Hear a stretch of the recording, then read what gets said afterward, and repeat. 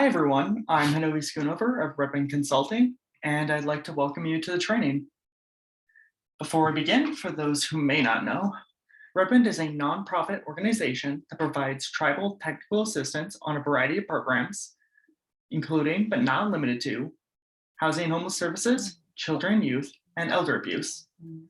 This ranges from policy review by email to site visits. If you are interested, one sec. If you're interested, you can contact me at hanovi@red-wind.net. That's HONOVI@red-wind.net. So as this states, this project was supported by grant number 2017 TAAX K023, which is awarded by the Office on Violence Against Women, U.S. Department of Justice. The opinions, findings, conclusions, and recommendations expressed in this publication, program, exhibition are those of the authors and do not necessarily reflect the views of the Department of Justice, Office on Violence Against Women. This training is a part of our Children and Youth series. We will now get to our presenters. So presenting with us today are Amber Warman and Rebecca Balog. Amber is the Children and Youth Project Coordinator for Warman Consulting. She is an enrolled member of the Cheyenne River Sioux tribe in South Dakota, where she grew up in both the cities of Ohio and on the reservations of North Dakota. She graduated from the United Tribes Technical College with a Bachelor of Science in Criminal Justice and previously worked as a CNA providing care for adults and children with disabilities. She also is an advocate for abused families, victims of sexual assault, and human trafficking. Our other presenter, Rebecca, has a deep-rooted identity as a survivor advocate. Rebecca brings over 20 years of healthy relationships and anti-violence work through local shelter services, hotline management, national and grassroots activism, and youth engagement. She has been a facilitator of TA and TR in various capacities, such as domestic violence, sexual assault, racial justice, sex trafficking, homelessness intervention, disabilities, mentor projects, and many more. And she works in specialized capacities with Indigenous youth and youth-led community programming. She is presenting today as a consultant through Hybrid Love Stories and Survivor Leader. If you have any issues with the presenter cameras blocking part of the slide, you are able to move that around. I personally like to make it as flush to the side as possible. And if you have any questions or comments, you can put them into the chat box or click the hand icon and we will unmute you. And I will now turn it over to our wonderful presenters.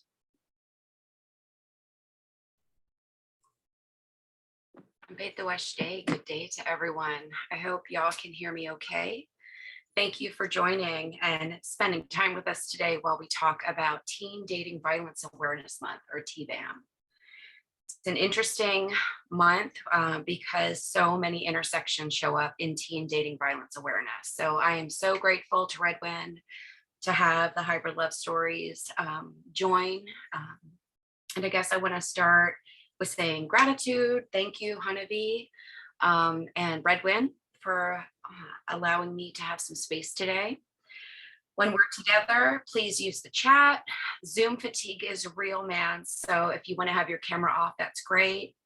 Unmute as you can and join the chat. I may round robin and call some names from our attendee list just to keep the conversations going, so don't walk away too long.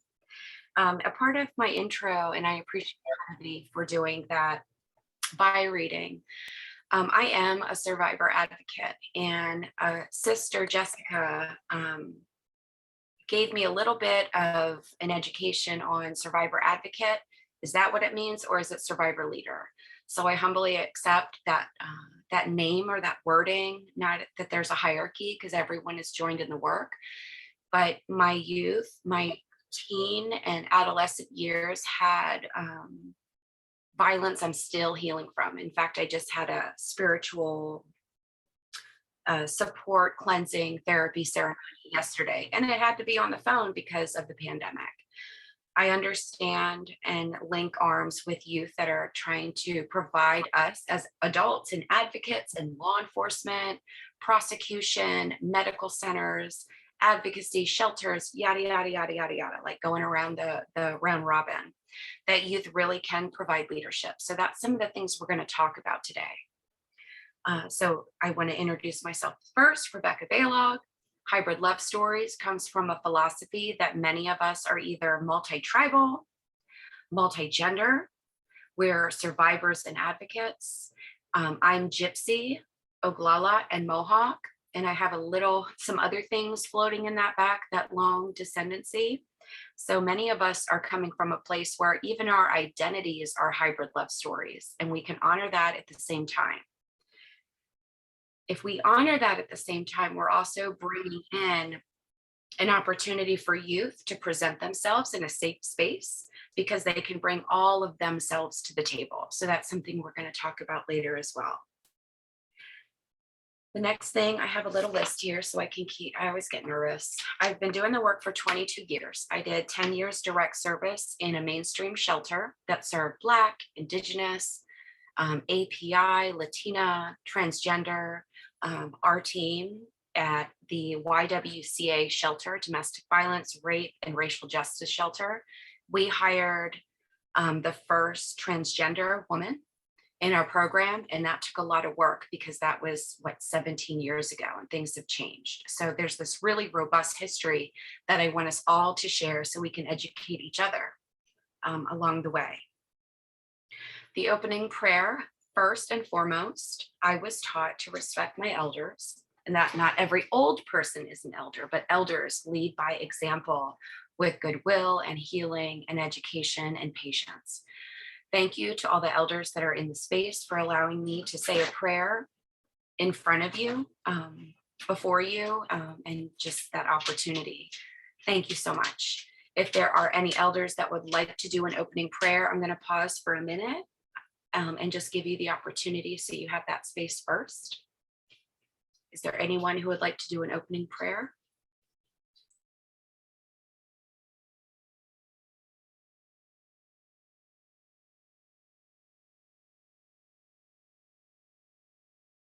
Okay, thank you again for allowing me to do the opening prayer humbly. So I stand when I do this. I don't know where my camera's gonna go, so back up.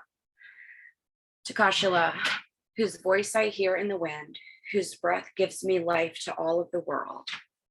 Please hear us, and please hear me, and please hear our youth. Need your strength and your wisdom. Let me walk in beauty and make my eyes ever hold the red and purple and yellow of the sunset. Make my hands respect all the things that you have made, and make my ears sharp to hear your voice. Mataki Ase. So I chose that prayer because when we're talking about teen dating violence, right? Youth, if you participated last week, Wokila, thank you. If not, the recording will be available to you so you can listen in.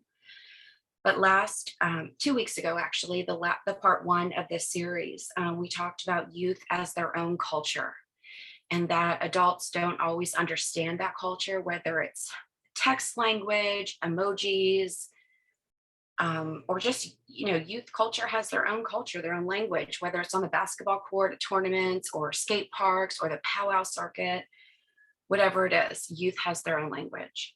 And if we don't understand the language that they're speaking, how are we supposed to be really good advocates? So that's where the engagement with youth comes in to help us understand what they're going through in a world where we weren't here before. I'm 46 years old. I am a survivor, leader, advocate. But at the end of the day, man, when I was a teenager, the world was so different. We didn't have cell phones, computers were brand new. We weren't living in a pandemic, and we didn't have digital trafficking, digital sexual violence, and stalking the way we do today, like the cyberbullying. So that's a part of my welcome and introduction. I urge you, please, if you have something to share so we can make this conversation far beyond my words, with all the words from Turtle Island, Alaska, the territories in Hawaii, wherever you come from, your voice matters so we can really take away a lot of grassroots information with each other.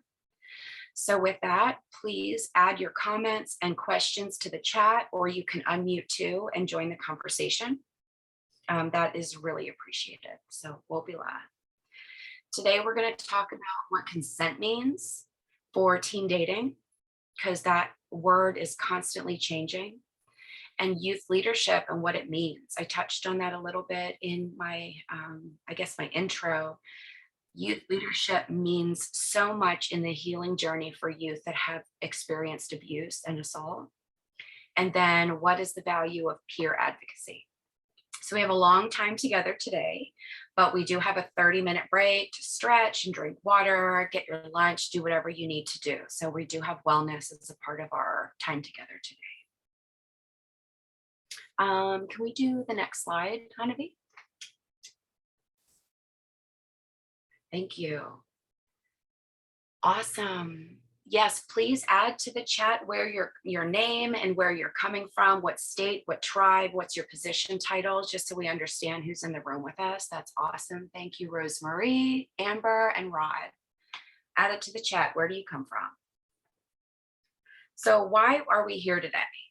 We're here to really support youth as individuals and autonomous, sacred beings. Our youth are our future leaders. Talk about that later. But if we can really identify the best tools from the grassroots, who's working with you? What have we learned from youth? Our advocacies and our programs and our shelters and our law enforcement, prosecution, all the things are going to be better serving youth. So that's why we're here. It's Teen Dating Violence Awareness Month. And times have really changed, like I said earlier. When I was a teen, I had family abuse in my home. I was sexually assaulted multiple times in my youth, and I had no one that I could go to. My family ignored it. They looked away. My family and friends had my back, but they followed my lead to not have people arrested because I was so afraid of whatever process that was going to be. So they respected my decisions and supported me along the way. Many of you are the same as me. We have survived so much. Many of you understand that teens today are surviving in a world that's new to us. So in truth, the youth of today are our teachers. They're going to teach us what their language is, what youth culture is, what their fears are, because this is a new world. Right now with the pandemic, the shelter in place, kids going to school at home, they don't get to work jobs, they don't get proms, they don't get basketball tournaments or skate jams, even powwows, which is pretty basic for Native communities to have powwows. They've been canceled. So what is their experience in this world where they don't have access to aunties and friends and your best friend's mom, who may be a better mom than your own mother? That access has been eliminated. So what does that mean for youth culture to be a victim of teen dating violence or stalking online? All the things, right? So we have to enter their world. We will never know youth world until they tell us. And we'll get to that later when we talk about youth leadership with your programs, that a youth council, youth board, youth advisors, giving them a leadership position that's equal to the work we're doing is so essential. So I just want to say that out loud because it would have saved my life in so many ways. I'm 46 and I'm still healing from what I went through as a teen. Good morning, Angel, Gina, Tasha. Awesome. Donna, Karen, Heidi, Terry, Nicole, Virginia, Lindsay. Oh, so many. Thank you so much. So I want to just pause and give you all a minute. If you want to do an introduction or some inspired thought you'd like to share today of how you're feeling about Teen Dating Violence Awareness Month and what you'd like to glean from today. I'm just going to pause for a few seconds. Any of you in the chat, if you want to unmute, please do so. And I'm going to take a breath.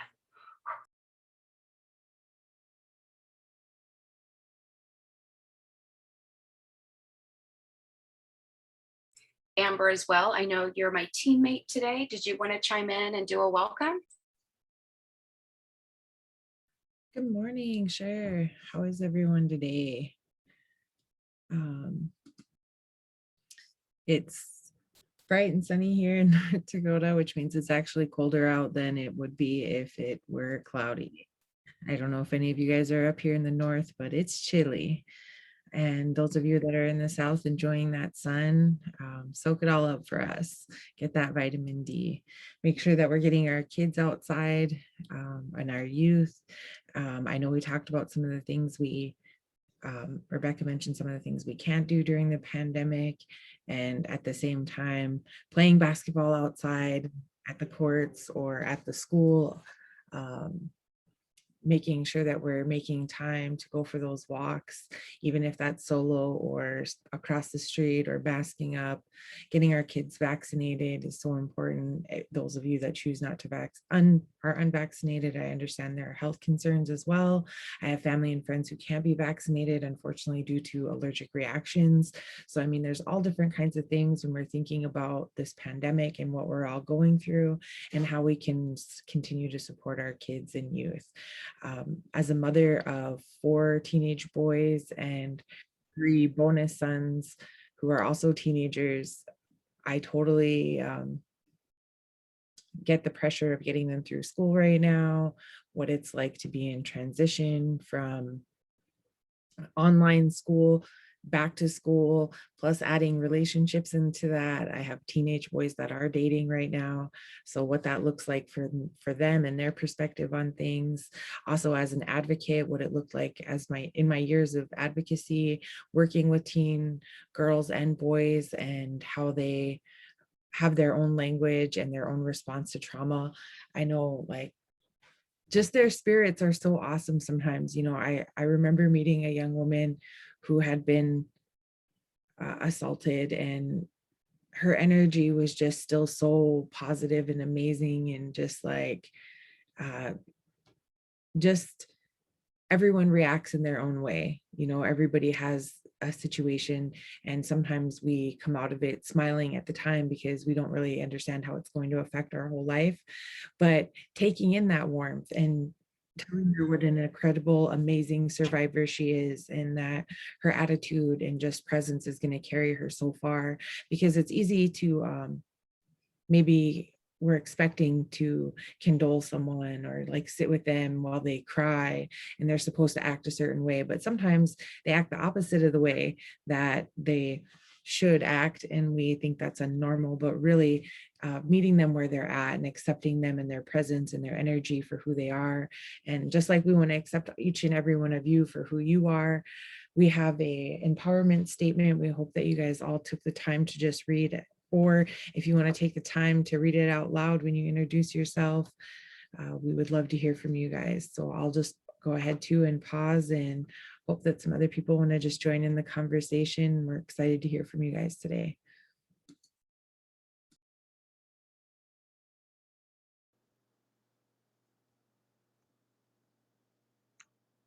Hi, Donna. Did you want to share?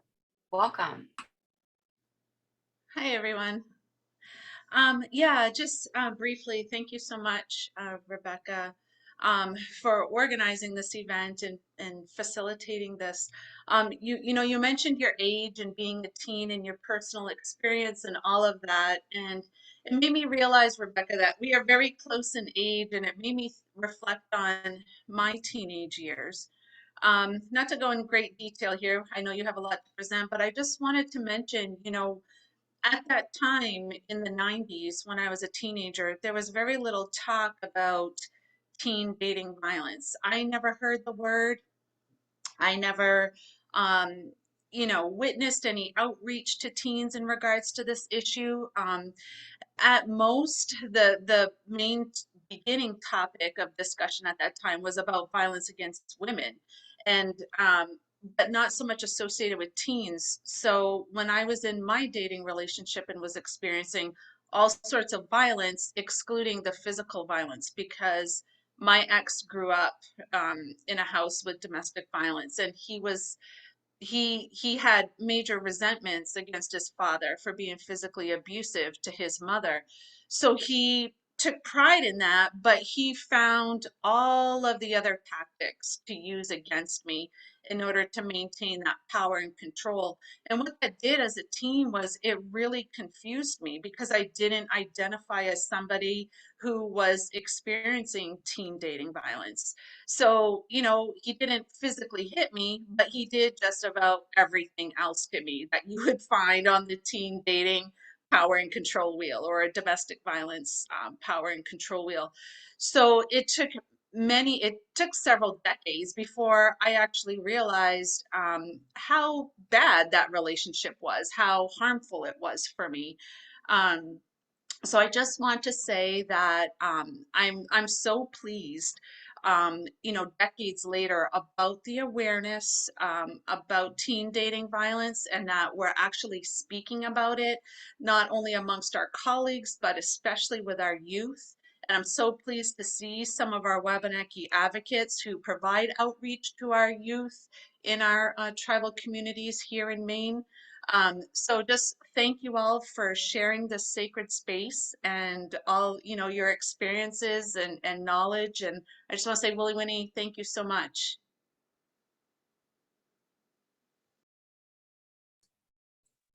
Donna, thank you so much for sharing. Like that's, we are the work, right? A colleague told me that years ago. We actually are the work. We've survived, many of us, that it doesn't have to be physical violence, right? And teens are going through that now, but we had our schools and our extracurricular and our communities, and now that's a whole world, right? And now the youth today have a whole second world where it's been infiltrated with violence, that we're online, we understand how it is, but to be an adolescent and a teen and have more mechanisms, it's traumatizing, right? So anyway, thank you so much for sharing and joining and unmute. It is appreciated. We're going to have a lot of talking. So Donna, I hope you chime in more and share what you're willing to share and help other advocates understand that unique survivor leadership stuff, right? Thank you. Did anyone else want to unmute and share at the beginning?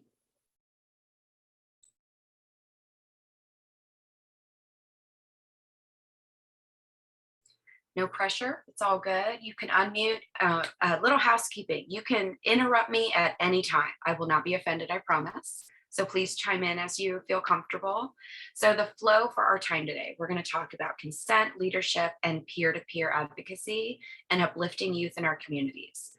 I know what I felt like as a kid. If anyone would have helped me have a voice, it would have changed the entire trajectory of my life. I'm a mother of boys, and I love what Amber said, bonus kids, because the house is a safe house for youth that needed it. And I don't think that's unique to me or Amber. I think that's what survivor advocates and leaders do. When you had a childhood that had hard times, we tend to be safe houses, many of us. Others go through the cycle of violence where they continue to perpetuate that violence, like Donna, like you shared, right? And I'm raising all boys here. The only female in the house is my German Shepherd who's laying beside me. So I always wanted to teach the boys and the kids to be respectful, and that goes into consent. And we'll talk about that a little later. But for the flow for our day, we're going to have a 30-minute wellness break because this is heavy stuff. But we're also going to have discussions. We may have a breakout session with the technology, or we may just do it together. And also just stretch and make sure you have some water, whatever it takes.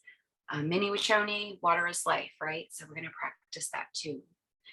Can we do, and then the closing of the day is 5 p.m. Eastern, but last week we closed a little early. So we want to just be wellness oriented across the board. Maybe we'll close a little early. Hanavi, could you do next slide, please?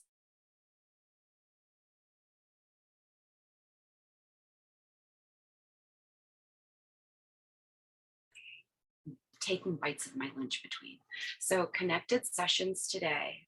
For those that are on the phone, I am going to read. Apologies for those that I'm going to read the slide. So our goal is to expand our knowledge on current and historical and also emerging issues of teen dating violence specific to Native youth, Native communities, and families. And I want to just take a beat and say, when we say Native communities, we mean suburban, rural, reservation, and urban, because we all know, some of us are sitting in cities, reservations, some of us are sitting in suburbia, and Native communities, we're all intersected from wherever we are with our home families, our reservations, our communities. From where a little bit of sharing, I'm sitting in the mountains of Pennsylvania on the East Coast right now, and it's a balmy 30 degrees. For some of you are like, that's t-shirt weather. For East Coast people, that can be, Pennsylvania, that can be chilly. But where I sit is a 10 to 15 minute drive from the Carlisle Indian Industrial School. And because my family hails from Carlisle, and I've connected to a lot of hybrid love stories, including, here's a bit of storytelling to understand the teen experience, the lifelong surviving and trauma that's included with Carlisle. So when Carlisle closed, many people returned home. Many people went to the cities. Many people didn't. And this central Pennsylvania area, all right, let me just go down the road. First, Carlisle was the first boarding school, government run, to kill the Indian and save the man. That was the motto. It was the propaganda. It's on posters all over the place. We do the local natives here, which is intertribal, because there's no tribe in Pennsylvania at all. We are only an intertribal community. Descendants born here, people have moved here for work, school, whatever. I was working in a domestic violence and sexual assault shelter, and a Black woman who I've worked with for 7 or 8 years at this point said, Rebecca, will you please come talk to me? And she was doing this and her shoulders were hunched, and she took me down a hallway under the stairs of our shelter, which was a 3-story building. And she was whispering. She was talking to me. She said, Rebecca, I know you're Native, and I want to tell you something. My grandma went to Carlisle, but I didn't know that until after she died. And this woman, this grandma of a Black family, because the woman I'm talking about was a self-identified lookism Black individual, Black person. And she said, in the hospital, at the Harrisburg Hospital, 2 miles from our shelter, she said, my grandma sang a song in the hospital when she was on her deathbed. I'm going to light some smudge when I do this. And I was given permission to share the story.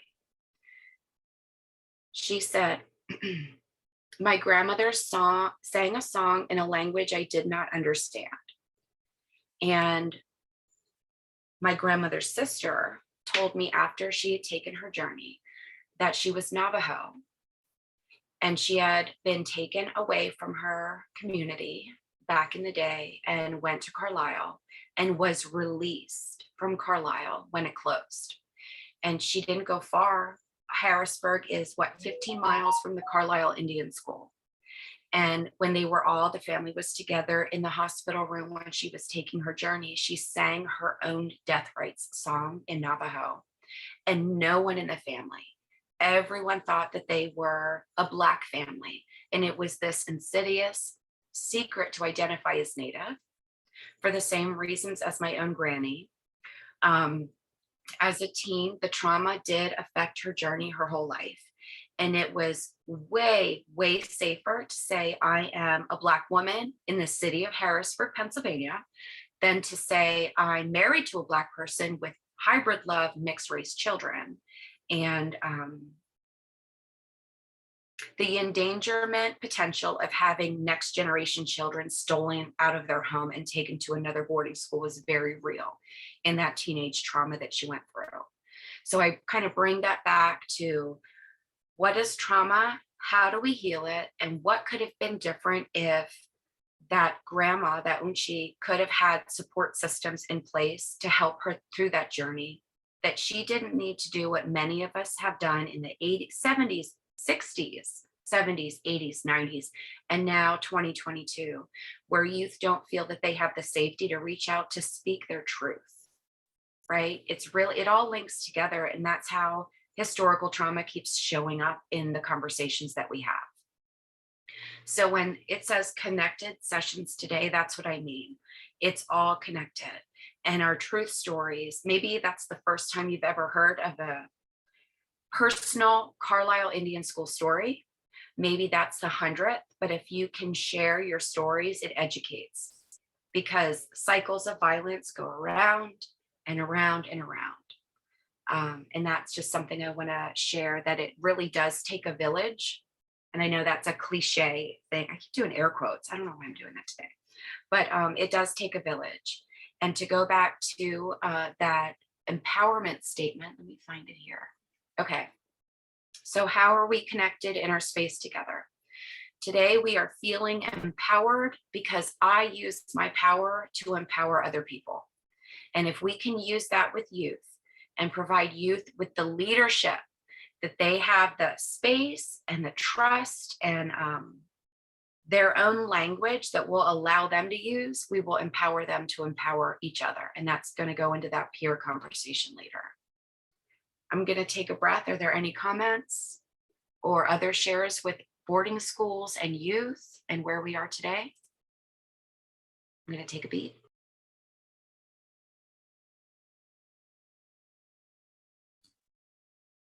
I just want to say, like Rebecca and both Donna have said, that generational and historical trauma is so real. You know, it's different when you're living it, and when you're a young teenager and we're not taught about it in schools.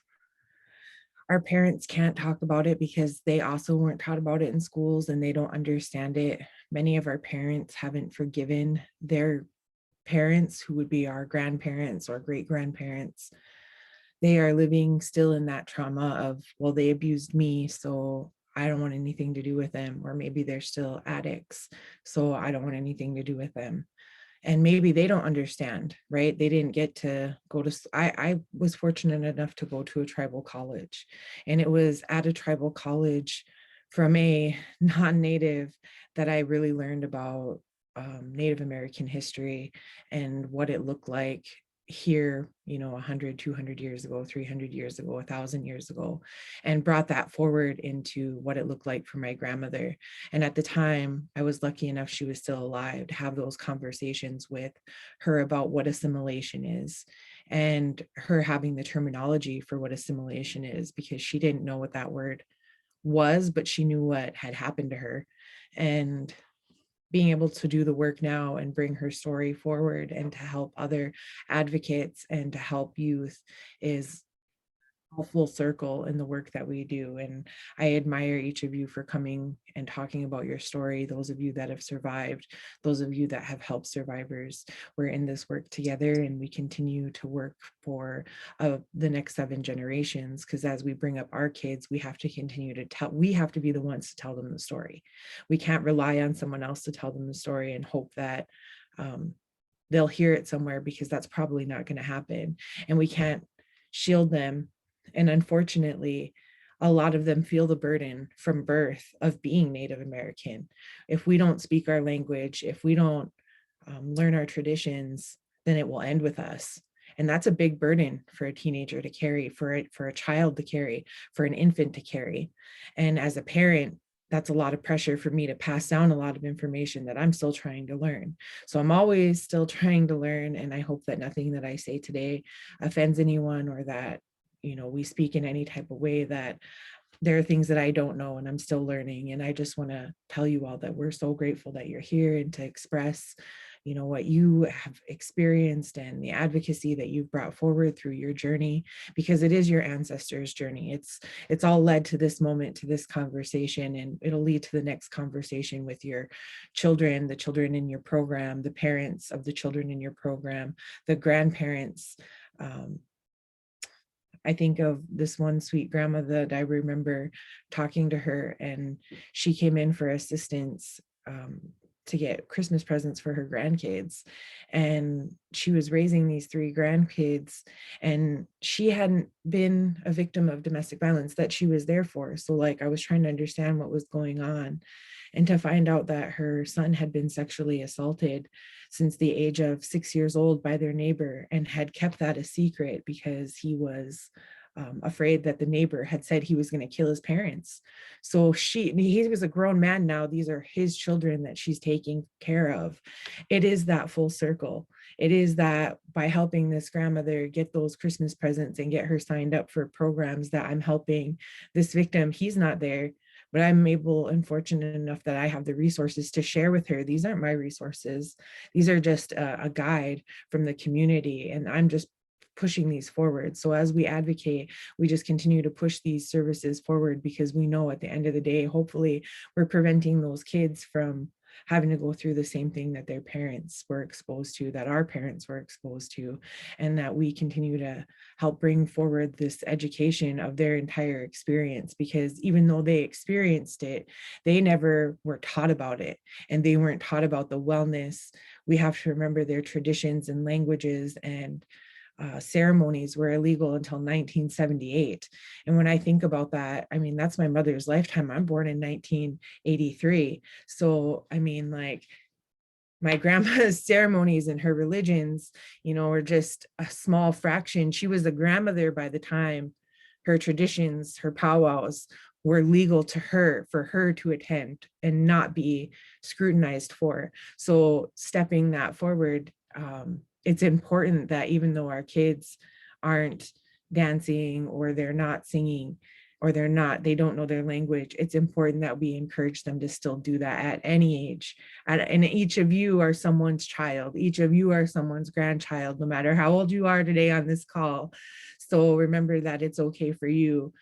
We are not the gatekeepers of our traditions. We are the carry forwarders. So, just share your information, guys. This is your space to share anything that you've come across that you think will be impactful, that could help teens and youth today. Just keep that conversation going. And Rebecca, thank you so much today.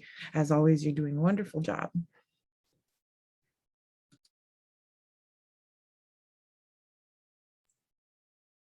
Thank you so much. So my pen was like behind the scenes while you were talking.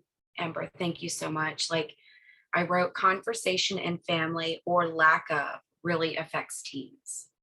I was raised in secrecy and fear of my granny, who is my great grandmother.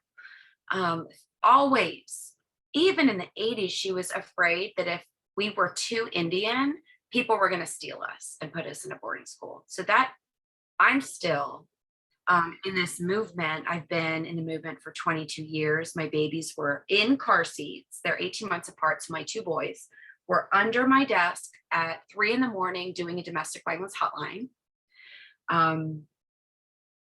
So they were raised as movement babies, right? And that cycle is real. So we try to do our best to grow our language, because what intersections didn't exist 15 years ago when I was a baby in the movement, like a young 20 something. Hybrid love didn't exist. Teen Dating Violence Awareness Month, I never heard of when I was working in a shelter. It never was said. Racial justice, domestic violence, battered women, Two-Spirit or LGBTQ was not even in the wheelhouse of the best presenters and teachers when I had started. But we keep growing. And when we grow in our movement, some of us try to shut the imaginary door and just be parents or family members or community members for our own salvation, because we can be triggered or have aberrations or be shocked or brought back to our pain in this movement. But when we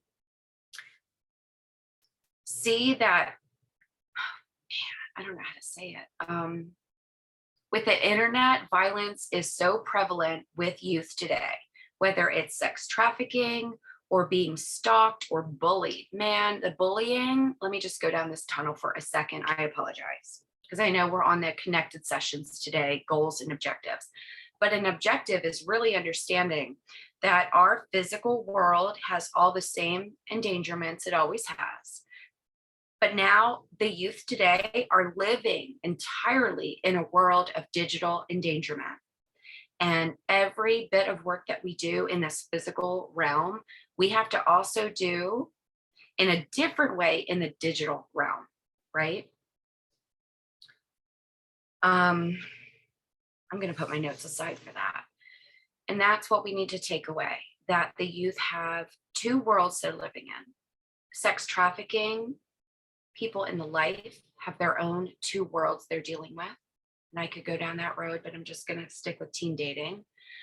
But with teen dating, some of their boyfriends are groomers that are doing nothing but trying to make that dollar. And they're doing it far and wide, and they know the jurisdictional impacts of the reservation. So tribes really are in endangerment from the multi-million or billion-dollar groomers that are trying to make money, where there's loopholes. And tribal communities, sovereign nations, are a big fat loophole for groomers that are doing pedophilia work. I did share this last week. It was 2021 during the pandemic that someone wrote a manual on how to maximize your profits with pedophilia during the pandemic. And it was a PDF printout available on the dark web, that if you were a pedophile, you could download a manual how to maximize your damn profits, trying to entice youth to acknowledge their mental health, their challenges. They can't have jobs, they didn't have proms, they didn't have school days. They were sitting in their homes dealing with the pandemic like us adults.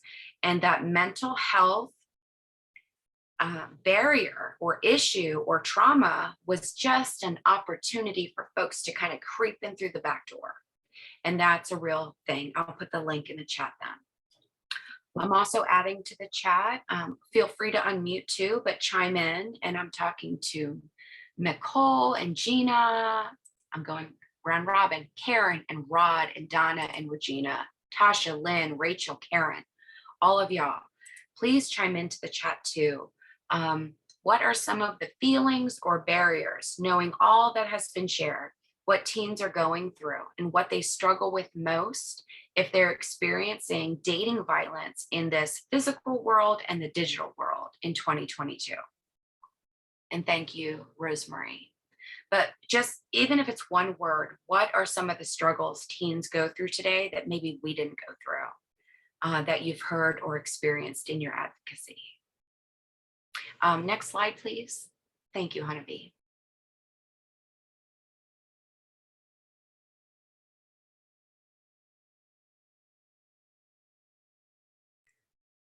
Cyberbullying is huge. I'm gonna acceptance of treatment received. Yes, ma'am. Thank you.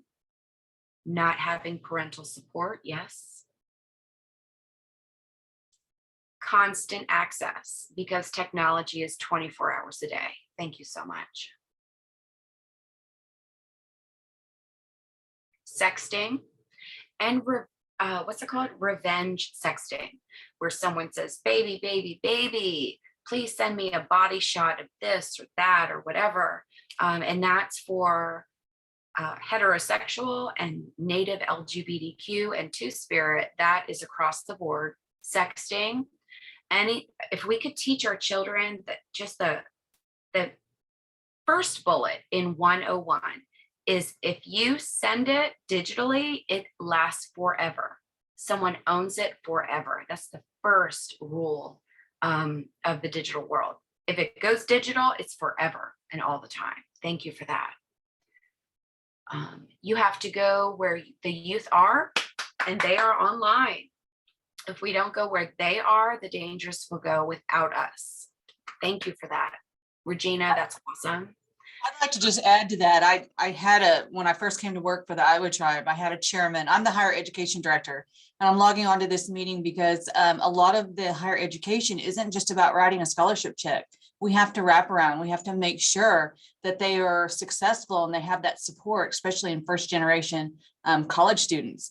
So the wraparound here starts in 6th grade. But what I had a chairman tell me one time, you have to go where the kids are. And it made a lot of sense to me. I have to outreach them where they're at, and they're online. So I am an old grandmother and I have Snapchat, Instagram, TikTok, Facebook. I have Facebook's basically for the parents, and they're snapping me, and they're on TikTok and this and that. And I'm watching out for their well-being while I'm providing resources. But mainly I'm just there. I'm there in their space to give them something positive and help them understand that, no, this may be negative, or to be able to see their outcries for help, even when they're not vocal about those things. So we do have to go where the kids are, and they are online. Because if we don't, those pedophiles will, those human traffickers will, they will be there without us. Hot damn, Regina. Yeah, was that Regina? Is that right? Yes, ma'am. Yes, ma'am. Thank you so much. Yes, that is all the things wrapped up in one. If we're going to end teen dating violence for real, we need to be where they are for real, right? Thank you, man, that was awesome. There's this dude, sorry, I'm getting a little too relaxed here and I don't mean to. There's a man who is an FBI agent, ex-military. He's a white man. And he does, I'm going to put it in the chat in a minute, cybersafetycop.com. And he has a full team of ex-Marine, military, ex-police officers that now do this work with cyber stalking and teens across the board. He gives basic, like, you know, the one pagers, real simple, like 10 bullets, what to do, where are kids, are they on Instagram, are they on Snapchat, what are the processes that teen abusers learned, gangs, professional traffickers, and all those things, how they're doing it. So parents just have a bullet point list. And he keeps it real simple. He does some in-depth stuff. But at the end of the day, if we are not in the world where teens exist, because I was a punk kid, I had skateboard, I had a purple mohawk for a minute. Oh my God, don't tell nobody. But I processed my violence in being it was called alternative back then. It just was. But I had, what are they called? Subversive communities that I was a part of. And because it was safe for me, because it was full of teens that had subversive experiences than the mainstream, like keeping up with the Smiths next door, whatever they say. But now that's not so easy to track. If my parents were not violent to me and they would have cared about me, they would have seen all the signs. But now parents that aren't monitoring and tracking the digital life, man, it's easy to play the role of a safe, confident teen, whether they're doing good in school or not. There's a completely different identity, completely different life and endangerment that's happening online. So I'll put it in the chat. Cyber Safety Cop gives these really simple, easy tools that'll be good for your shelters, your advocates, and your programs. And he updates all the time because he has a team that'll help understand, Regina, just like you said, where teens are at. Because if we're not there, we're climbing uphill in molasses in January. We're not getting very far. I have a short story I'd like to share about an experience my son and I had with cyber stalking, or I don't know what you would call it, maybe trolling. So I got a phone call one morning and this lady was, "Your son is texting my daughter. How old is he?" And I'm like, "Who's your daughter?" And it was a number from Florida. Evidently, through some site, I found out later it was called Omegle. And supposedly that morning he had been making plans with this 8-year-old girl to meet at a park. And my son was 17 years old. And it freaked me out. The mom was freaking out. She said she was going to go to the cops down there and talk with them. I'm like, "Ma'am, we have been outside shoveling snow all morning long. Our phones have been on the chargers. There is no way, I know for 100% that he has not been texting her." And she sent me some screenshots of texts that supposedly he had been sending her over the past 3 days. And she was responding. Completely different pictures of her daughter. She used one of her cousin's pictures, but they used some young boy. And so I went to my phone company and it was logged in Arkansas. So we changed the number. But as a parent, you know, that's so scary. Thinking, you know, here my son is 17 years old. He could go to prison or jail for that. And, you know, they just through the site, I guess they control numbers. And that mom was able to make contact with me. So I changed the number. It so happened that my son was taking a class with the Department of Homeland Security, a pre-college course, and he was into cyber crimes. And he was saying there is a lot of that from that site that happens. And, you know, it could ruin their lives. He's like, he took a note of it and stuff like that, but, you know, it's real and it happens. So, whew, that was, you know, still, it bothers me to think how close, you know, things can happen. And that little girl was making plans to meet with this guy, you know, and she's only 8. And that's the other scary part, you know. But thankfully, we got that resolved on our end. And I hope they did on their end as well. Wopila, thank you so much, Ms. Martinez, for sharing that. I don't want to go too deep, but that is such an important piece. And I don't know if it would have come up otherwise if you wouldn't have shared. Some of the things I've learned over this past pandemic year, air quotes again, I don't know what's wrong with me, but there are like videos of cats or pictures of dogs, funny pineapple videos, whatever, layered in the digital history of an image or a video is how the black market sends child pornography. And someone who opens it can be tipped off or digitally tracked beyond me, like over my head. But simple videos can have a digital history that those that understand the game can upload child pornography. And if the wrong innocent person in this cyberbullying, cyber tracking stuff that's beyond me can literally, what happened to you? An innocent person can have the wrong thing sent to them by the wrong digital crime and take the fall for it. Does that sound like what you went through, Tawoma? Yes, it does. For sure. It's the same, it reminds me of the same thing. So when I worked at the YWCA of Greater Harrisburg, I did the trash cans, I did the 24-hour hotline, I was an administrative assistant, worked with homeless people, all the things. How do we operate without collaboration with experts doing this work that know the things we cannot possibly? We need a PhD in every facet of this field to be like masters of the universe. We're never going to be it, but it's about collaboration, right? To know the right person to research and reach out to support our children if they're falsely accused, because that happens, man. And it's really scary in this internet cancel culture. Someone just needs to say some words and someone's canceled and destroyed and loses their job and their parents get death threats. All of these things are real at once. So I am so grateful that you brought that up, that we're doing the best we can, but we need collaboration with other folks that know their specific precision processes.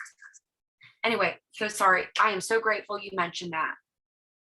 Thank you so much. And Donna, I see your hand is up. I want to give you a minute. Yeah, I'm grateful you mentioned that too, Toma, because I just went to pay our organization's cell phone bill the other night, and I remarked to the representative that since the pandemic, and this never happened prior to the pandemic, I received these constant, unsolicited, vulgar text messages, pornographic text messages, people in the description like wanting to meet up with me for these engagements, and they're really vulgar. And I asked them, I said, is there any way to prevent these from coming through on my phone? And he said, unfortunately, no, because these people in these companies, they spoof the numbers. So they make it look like it's another cell number when it's actually not that number. And that's what it sounds like happened to your son.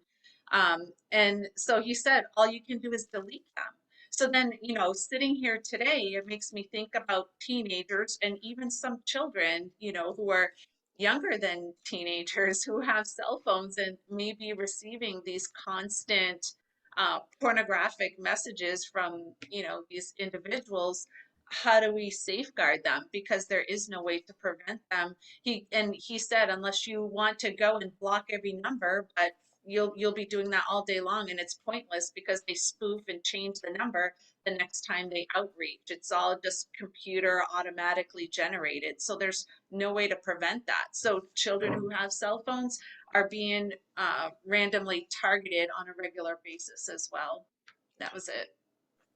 Yes, now that you bring that up, I have gotten some of those messages on my cell phone service as well.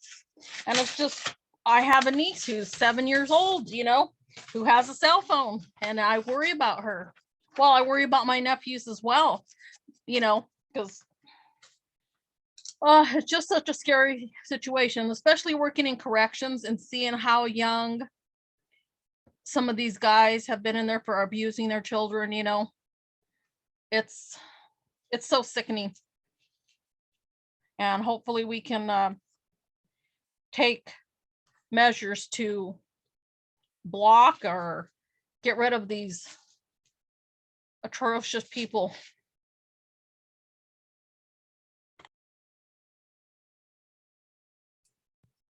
Thank you so much. That's really important for advocates to know, because advocates are working with parents and teens within our community, the medicine men, the healers, tribal council, law enforcement, this is stuff we understand because we lived it. And that's survivor advocacy, right? At the end of the day, we're telling our own storytellings. And I don't want to go down a rabbit hole with this one, but there's even new stuff, even more cutting edge. And it's just going to become, all right, I'm going to put cyber safety cop resources in the chat right now. So sorry. I make weird faces when I look at my computer. Okay. There's something called deep fake. I don't know if anyone's heard that yet, but it used to cost thousands of dollars for 1 minute. Now it's becoming more mainstream. So deep fake is me on this video call with you, and it's my face, and it's my lips moving, and my eyes squinting, and my hands doing what they do, because I'm always a nervous Nelly. But they will use my voice and add my tone, my hands, my face, and there's computer programs that basically will fake it and say, what can I say? Okay, I love the Redskins. I don't, but they can make videos now of a face and a recording saying something awful like that. And it will sound real. It'll have my face, it'll have my lips moving, it'll have my hands, and it'll have the audio. That's called a deep fake. Last year, 2 years ago, it would cost $10,000 for a 2-minute video, but this is technology. When we're talking about cyberbullying and schools and suspension, expulsion, teen dating violence, all of those things, they are called receipts. This I know from my kids because I got 2 teenage boys. Receipts are when someone sends you a text message and you take a screenshot, right? And then you can prove to everyone, oh my gosh, this person said this thing to me. But now, if you go into your Google or iPhone, iTunes Play Store, you can download fake receipts, which means it looks at your, how you accept text messages into your phone. And I don't know, like, let me see. Sorry, give me a second. My text basically look like that, right? If I go into my text, they look like that.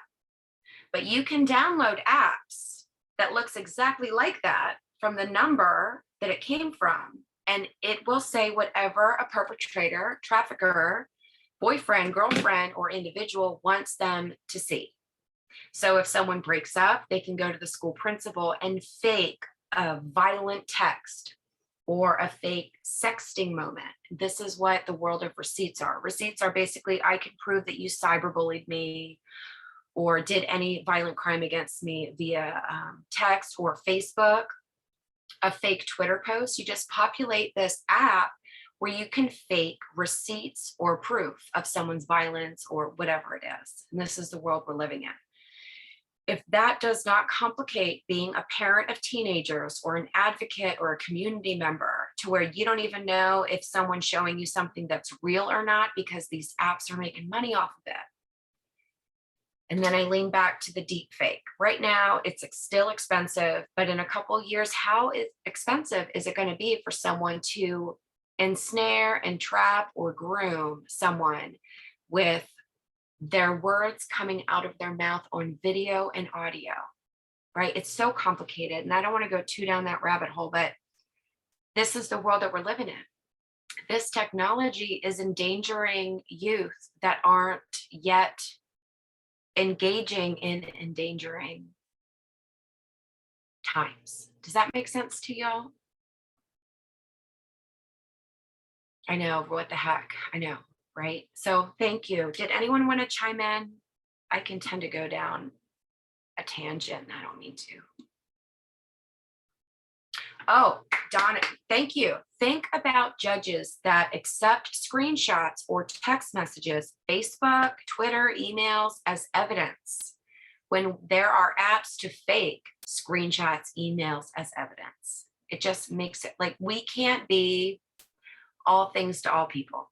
And as advocates, we try to be cross-trained. Y'all are here. Some of you may not even be teen dating violence or youth advocates, but you're here because you're invested and we want to share the knowledge. Even if it's 101 and it's your first time talking about teen violence as a part of your advocacy or your law enforcement, wherever you're coming from, these are little seeds for you to understand the depth of it.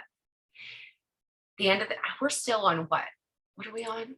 Flow for the day? Damn.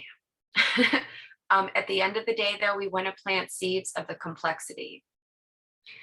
I'm no expert. I'm not a grandmother in this movement. I'm not an auntie in this movement. I humbly come from you just as a mother and as an advocate and a survivor. At the end of the day, our collaboration with other folks, that our profession and our mojo and our intention is advocacy, or wherever you hail from. That's our little ball of wax. That's the ball we understand. We can mold it and we can grow it and learn it. But if we aren't collaborating across law enforcement and people like Cyber Safety Cop or people that are familiar with the online world, we have got to build our network. So people that are really well in tune with the subject. It could be SARTs, it could be the medical world, it could be judges, it could be court hearings, whatever it is. Our collaboration with other folks that know their own ball of wax is the answer. Does that make sense? The collaboration is key in ending teen dating violence. The awareness and the ending of this horrible, horrible reality. I don't know. When it comes to trafficking, teens are the most coveted. Native people are, because we have something called chameleon look. We can be Asian, we can be Black, we can be white, we can be Filipino, we can be API, we can be Native. So whatever the flavor of the day for that buyer is, they will just sell the person as Black or Filipino or Asian and all the things. With teen dating, it's very similar to trafficking in that way, that perpetrators and those that are in cycles of abuse or in gangs, I'm doing this because it's a cycle, or people that just want to do harm for whatever mental health reason or power and control reason, they can sniff out a victim in a room or in a classroom really quick, right? And this we know. I want to add Snapchat and other apps have tracking where you are. Yes, so people can be literally followed. You can run away from your abusive home. You can run away from your abuser, 16-year-old partner's home and hide in your friend's house. But if you go online to make a random Facebook post without regional tracking, there's other apps that will track you on your phone. So thank you, Allison, for that. That's the danger of digital lifeways, is you can be tracked literally where you posted from. What else? Yes, please inform your judges about those fake receipts. I don't know what to call them. Evidence is a good word. But yeah, just check out your Play Store or your iPhone store that you can make fake text messages and emails. It's a real thing. Find My Phone tracking is great as a parent, horrible from an abuser's point of view, because they can track where you are. And yes, I appreciate this very much. And, this is the intersection of a loving advocate who really, really loves the youth they're working with.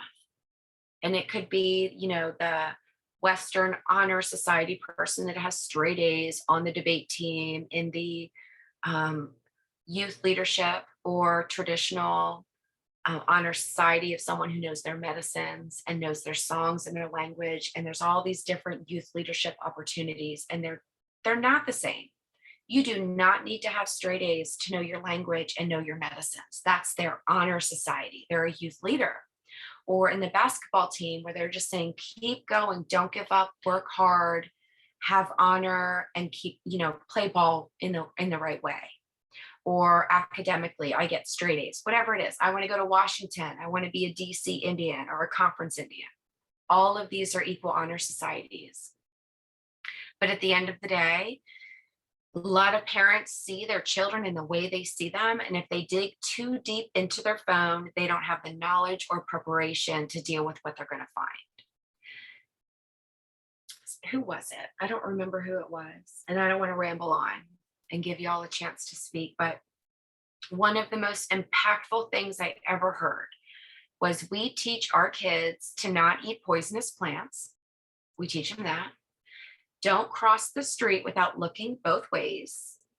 And, eat your vegetables, take your vitamins, take your pick on what that is.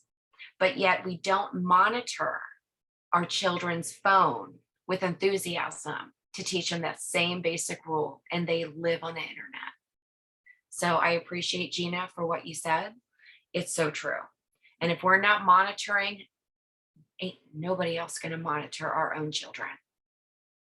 So I'm going to take a breath. And, oh yeah, your kids are going to be way angry if you look at their phone. I think that's status quo. But Rosemary, did you want to, or Amber, anyone want to chime in? I'm going to take a breath. Yeah, I was gonna say that sons totally get angry. All the boys I got, I've seen some 17-year-old boys throw fits. It is not fun, guys. It's not fun stuff. But it's not just about getting them upset or angry, and it's not just about there has to be that level of trust, right? So how are we raising them in that trust? How are we, for one, my sons have my passwords for my phone. They have my password. You know why? Because they can look at anything on my phone. I mean, not anything. I'd prefer they stay out. I have some work stuff, but they don't go through my phone anyways. But if there was an emergency, you've got my passcode. If I died tomorrow in an accident, you have my passcode, you know where everything is. You can go through my Facebook or any of my things, because I want to be the type of mother that they're proud of, that my actions behind the doors, behind social media, that they're proud of me. Because I know my grandma wanted me to be proud of her, like not just in a proud way, but I love her and I respect her and she raised me right. And I know that if I were doing things in private that don't honor her, it would make her sad. And so are we teaching our children those things? And are we there in a space where we're connecting with them on social media? My son, Landon, well, actually all the boys, but my youngest, he's probably the youngest kid to ever get a phone, you guys. Like, I swear he probably had one at 5 because he's the baby, right? His oldest brother's already 15. Next brother's, 12 and 10. They got phones. How come they got phones? What about me? But I swear it was the cutest thing in the whole world. Like, he used to send me, he's 12, 13 now, guys. So I don't get, I barely get hi, mom. And I text him every day. Good morning. I love you. Even if they're home, I text them because then they know that I'm coming into their room to wake them up. That's how they communicate. And I'm like, good morning. I love you, my baby. And like, I want them to know that this technology is of good use to us, that you can learn anything. This is a gift. Your computer is a gift. We were given this technology and it's keeping all of humanity's secrets and all this information at our fingertips, but how are we using it in a good way? How would our grandmothers and grandpas want to have, how would they have used it? How would they have connected all of Indian country in a good way? How would they have started a movement in a good way? How would they have been warriors for our society in a good way and brought it across the nation? How can we sweep this movement in the best positive way? And building that trust with our kids, having games on your phone that they can play, that you play with them. Like maybe you guys all play the pool game, or I know I don't do that, but my ex-husband and my boys are all on the same pool game. Like they have little wars and then they've got, Clash of Clans or something. I used to be on Clash of Clans with them, but I got a new phone, had to upgrade, how it is. And so lost the game there, but we play chess, we play dominoes, and then having those games at home for them too, keeping those family nights open. And I just want to bring that to the conversation because as we talk about all the harmful things that come along with technology and with teen dating, we also got to think about all the positives that it gives us and how we can bring that forward. And that's what this training is about, is bringing it forward. How do we bring it home? What are we going to do about the situations? How can we make our kids think a little bit more about how they're using it and doing it in a positive way, and also spreading that to their friends? Because I always tell the boys, you got to remember, a lot of your friends don't have me as a mom, right? They don't know me. So you got to be, well, I would say, you got to think, what would mom say? I'm already your inner voice. So I know you got the answer in there. I know. And that's not just my voice. That's a collection of all the wisdom that I've gathered from you as advocates. My Vicky Yabanez, she's the director of Red Wind, and she's, I don't think on the call today, but she's amazing. Most of you probably have met Vicky before, and just like the knowledge that she's brought forward in my life that I've been able to pass forward to my children, and the knowledge that I gather from other advocates. You guys, a lot of you have been doing the work, as long as I've been alive, and I'm grateful that you have this information down on paper, that there are advocacy centers, that we are learning a better way, that I get to teach my kids a better way, and just getting them to teach their friends and carry it forward and be a good leader in their friend groups and be that good listener. I know someone was talking about in the chat comments teen bullying and what that looks like in schools, and just how we can get our kids to help advocate for those other kids, to get them to find their voices, to share with them resources. Sometimes I get how kids are, they're shy, it's hard to talk about, but that's why as parents, you can always write a note and send that to school with that kid. I mean, it's old school, but it can be done. Or to hey, get my phone number, I want to text you, but also like text them resources. Here are some people that can help if you ever feel the situation is getting out of hand, or if you need support, I'm here for you. This is my number. And I know I'm just, Landon's mom, but I'm still a person in the community who cares about you. And I just want you to know that you're supported and that you're not alone. And also teaching our kids to be that good friend and to have someone that supports them and lets other kids know, hey, I know what you're going through. I've been there. My parents are divorced and life gets really tough sometimes. But as Indigenous kids, we have to continue to move forward for our own sake, for our people, bring our traditions forward and keep going. So yeah, and I'm just grateful you guys are all here. The chat conversation is amazing today. Thank you guys for all your input, trying to reply to some of you guys. Of course, our emails and contact information will all be at the end of this too. So if anyone needs to get in touch with Rebecca or myself, or you guys want to connect with each other, if someone said something that really touched you, reach out to each other, build those connections. Handing it back over to you, Rebecca, or anyone who has any other input.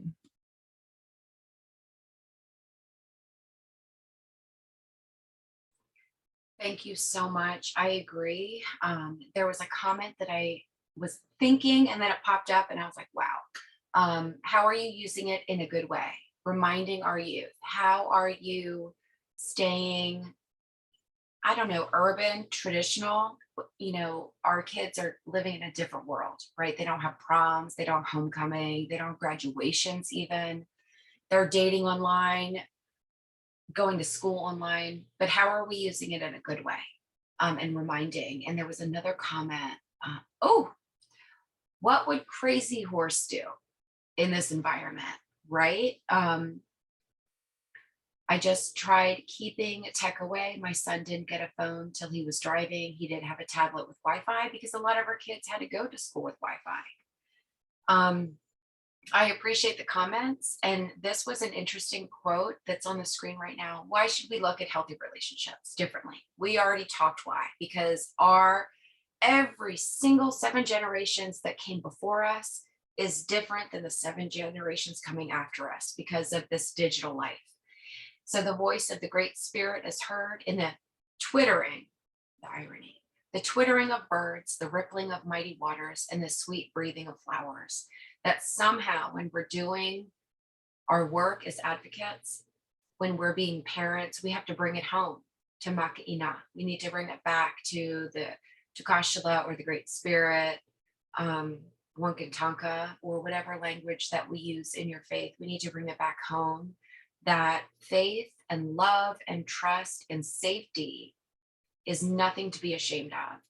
And it's a whole ball game to have a beading circle, make quilts as a community, whatever it is, or even in a shelter to bring folks together to talk about these things. How are we raising our 2-year-olds to be safe, our 12-year-olds or our 22-year-olds to be safe in this world?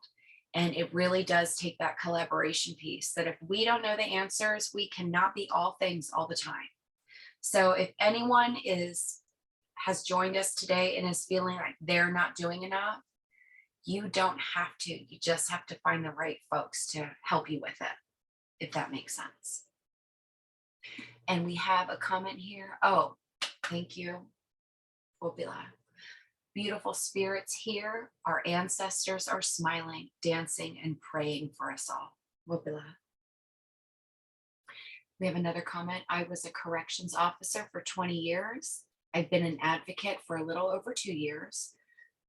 So I would overhear what inmates would say and what they did, their girlfriends, etc.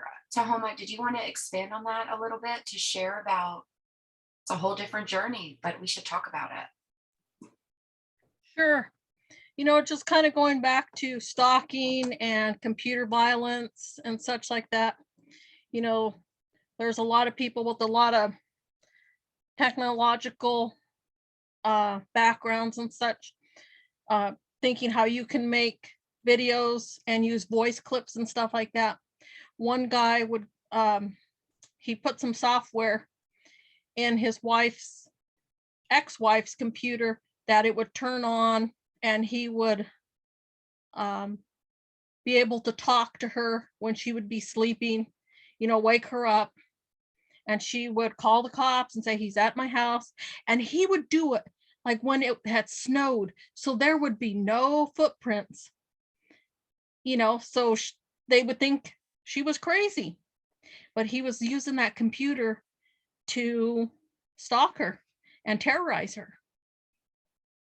And it's just hearing those things, I know it happens. I think it helped give me a better foundation and understanding how evil some of these guys can be. All up front they say, oh no, I didn't do anything, but then when it comes down to it, the rec yard, I kind of dislike doing it because they'd be dropping the F-bomb every other word, but the things you learn when they're talking to their buddies, will raise the hair on your neck. It's like, wow. And they're proud of what they're doing. Maybe they didn't do half of what they did, but more often, you end up seeing what they get charged with or what they get away with by lying to the judge, and it just makes my stomach turn thinking now they got the ability to have fake receipts to continue compounding and stalking a victim. So nothing is sacred. So we just have to be diligent in our work, And I'm so thankful that there are so many people who are coming into this work, myself included. You know, I felt like in corrections, I wasn't able to make a difference, and I had been attending a lot of the events. I am also a survivor of domestic violence, and I used to attend a lot of events in Canada for missing and murdered women, Indigenous women, and our Two-Spirit people. And I just felt I had to put my heart into where my mouth was going. You know, to make a difference, it takes a lot of people. It takes a village, like they say.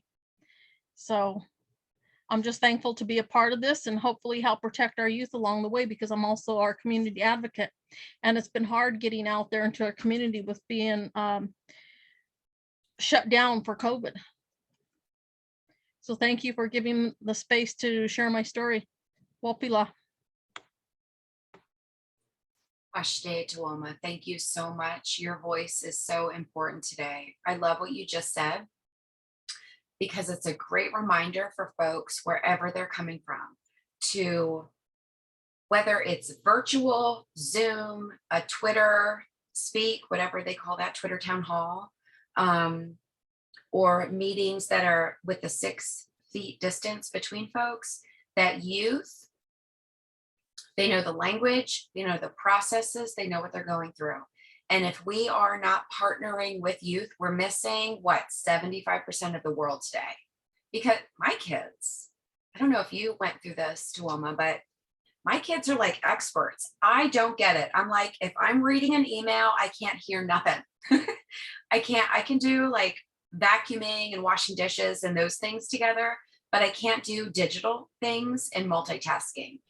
My 16-year-old can YouTube, talk on the phone, Xbox game, and do his homework at the same time, and it works. And my brain doesn't do that. But this is where youth come into play, because they know all those angles. They know how youth are talking. And that community engagement, man, I'm going to license smudge. It is really difficult these days, right? Because we can't. Yes, it is. Right? We can't have a basketball tournament and then have a conversation circle time after, because the pandemic doesn't allow us. Have you done anything interesting that you could share? No, we've tried to have some talking circles, but you know, I think because they're already on for school and stuff like that, they don't want to engage. You know, I've tried doing drum making. I was supposed to have my first in-person drum making class tonight up here in the community, and nobody signed up. I'm so sad. We were limiting it to 10, but there's been a high COVID count in our community of people being sick and such.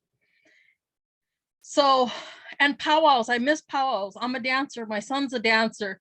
And I'm like, oh my gosh, my son he dances grass and has been dancing since he could walk.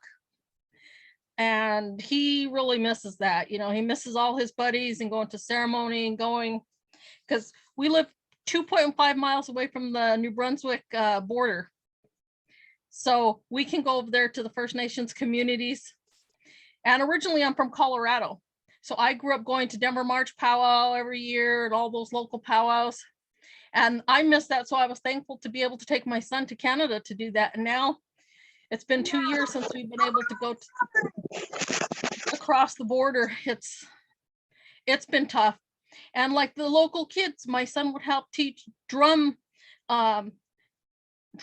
singing, you know, and dancing. And I know our youth love that. And that's been a hard thing. I can't wait until we can get back in those spaces. Thank you again for giving space.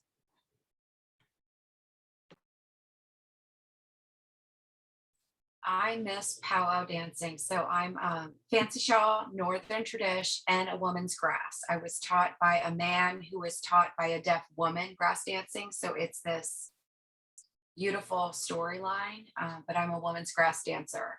But powwows, you know, I've done murdered and missing, sex trafficking, domestic violence. And every time there's a powwow, there's community engagement. So you get to have big conversations in the center, you know, with the arena director along the way to talk about these things. We don't have that. Shunk. My husky's gonna start yelling at me. But yeah, it's very difficult to engage with youth today when we don't even get to be together in the powwow circle. And ceremonies are shut down too. So many ceremonies have been stopped because of the pandemic. So I really appreciate you sharing that. Has anyone on the line had creative ways, whether it's gift cards or beading circles or 6 feet apart? Anyone have any tips on how to continue these conversations when we can't be face to face like we used to? Because that would be really helpful. I've seen Twitter town halls with $25 gift cards and things like that, but I don't know, maybe some of y'all have the ticket.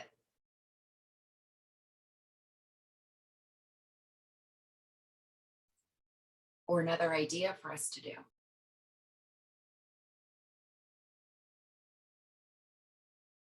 Socially distance activities. Yes, thank you. And Donna, did you want to share? You had shared in the chat for those that are on the phone. Threats are so common, which makes me think of the importance of having at least one trusted adult to rely on. I wish I had one. Did you want to share on that a little bit?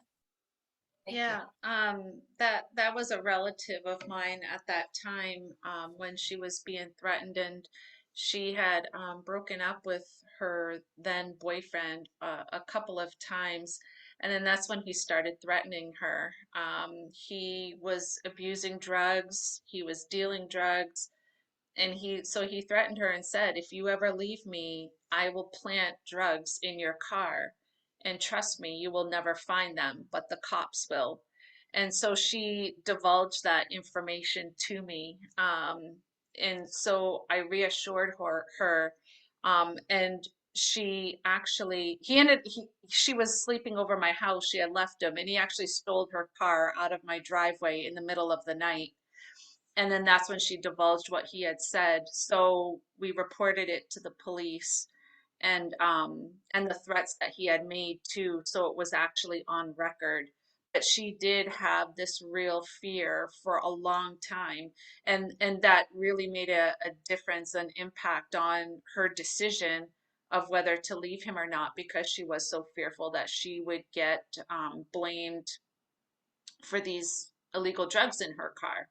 And so it makes me think about all of the creative ways that abusers use threats against an individual, and they really target and rely on the fear of the person and use that against them. And it happens to people of all ages. I mean, we're talking about children and teens today, but you can't help but even you think about adults who are threatened. And so specifically for teens, it made me think about having a trusted person that they could talk to about these things. And maybe it's putting it in a way, helping teens to realize that this is a very common tactic. And no matter what creative way that they use or what creative threat they come up with to threaten you, that, there is a safe place to go, and there is somebody to talk to about this, and that you do not have to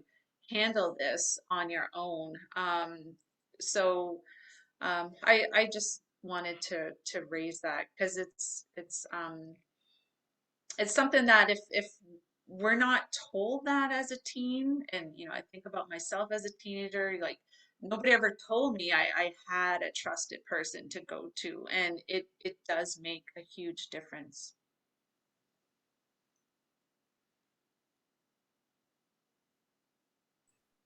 Opula, thank you. All right, that I understand to my core. Just to have one person that could fight for me or hear me and do nothing. Sometimes there were a few folks, my closest friends' mothers, but I was raised to protect my abusers, if that makes sense. So calling the cops on them was not on the table, because it was almost like a brainwashing to protect them, and it has affected me my whole life. But when you have someone who, and mandated reporting, let's keep it real, is an intersection that is really scary for a teen. Because if someone discloses, I'm a mandated reporter, so anything you say to me right now, I'm mandated to report, which makes sense in a lot of cases. But we also are in a different tribal world of ICWA, NICWA, foster care, all the things, right? So there is a way for folks to be mandated reporters, but yet still have conversations where youth will even disclose a darn thing to us, right? So I appreciate that. It's very complex. We could spend 8 hours on that, on how to be a mandated reporter, but still be a safe space, because the 1 and 2 are not the darn same, right? So I really appreciate you mentioning that. And as advocates, when we have, say you're in a DV shelter, or a rape shelter or a trafficking shelter, and you have parents coming in. I wish there was enough funding across the board that each shelter and program in our world could have youth advocates. But sometimes some of our programs have 3 people working to survive an entire reservation, 3 because of funding. But how do we create space so that the adult in survival mode and trauma and fleeing and shelter and all those things, that there's someone there for the youth too? And that's where I think our youth leadership really comes in, that we have folks like us or like our children that can support the youth in the shelter, for that mother +4 or the parent +2 children. That how do we operate supporting those kids in the same way? Because we know for folks doing this work, if you ever worked in a shelter, we really do focus on the parent taking the shelter bed with their +1, +2, +3, their children come along with them. And of course, we focus on the survivor of the violence as a priority.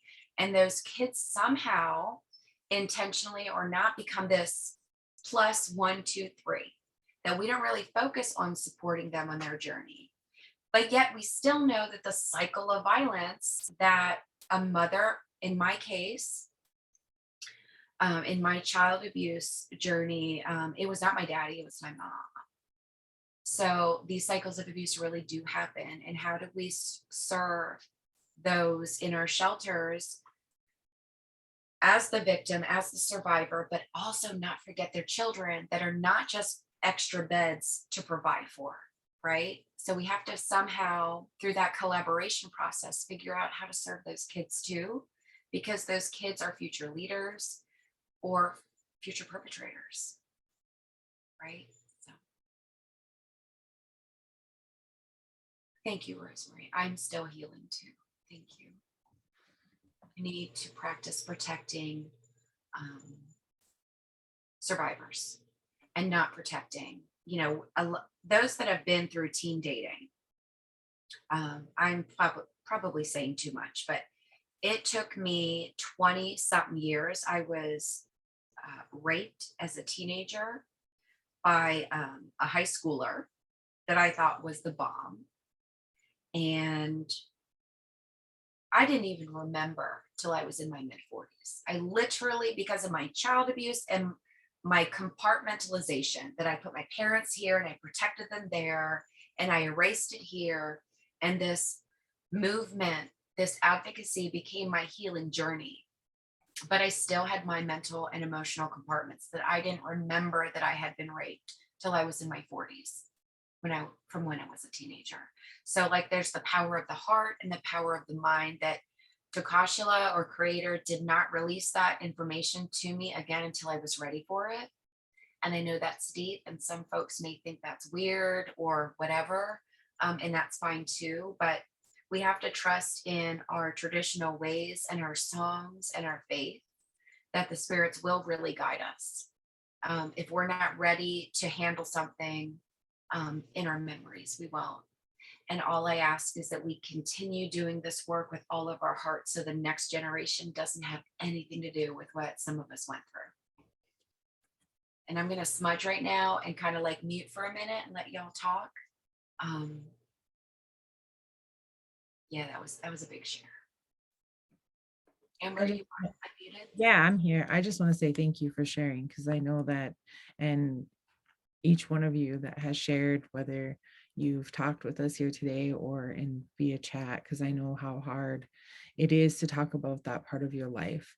Many of us on this call are survivors. That's how we get into the work, whether we are childhood victims ourselves or we, and most of us that were, it was an ongoing journey to continue to find healing.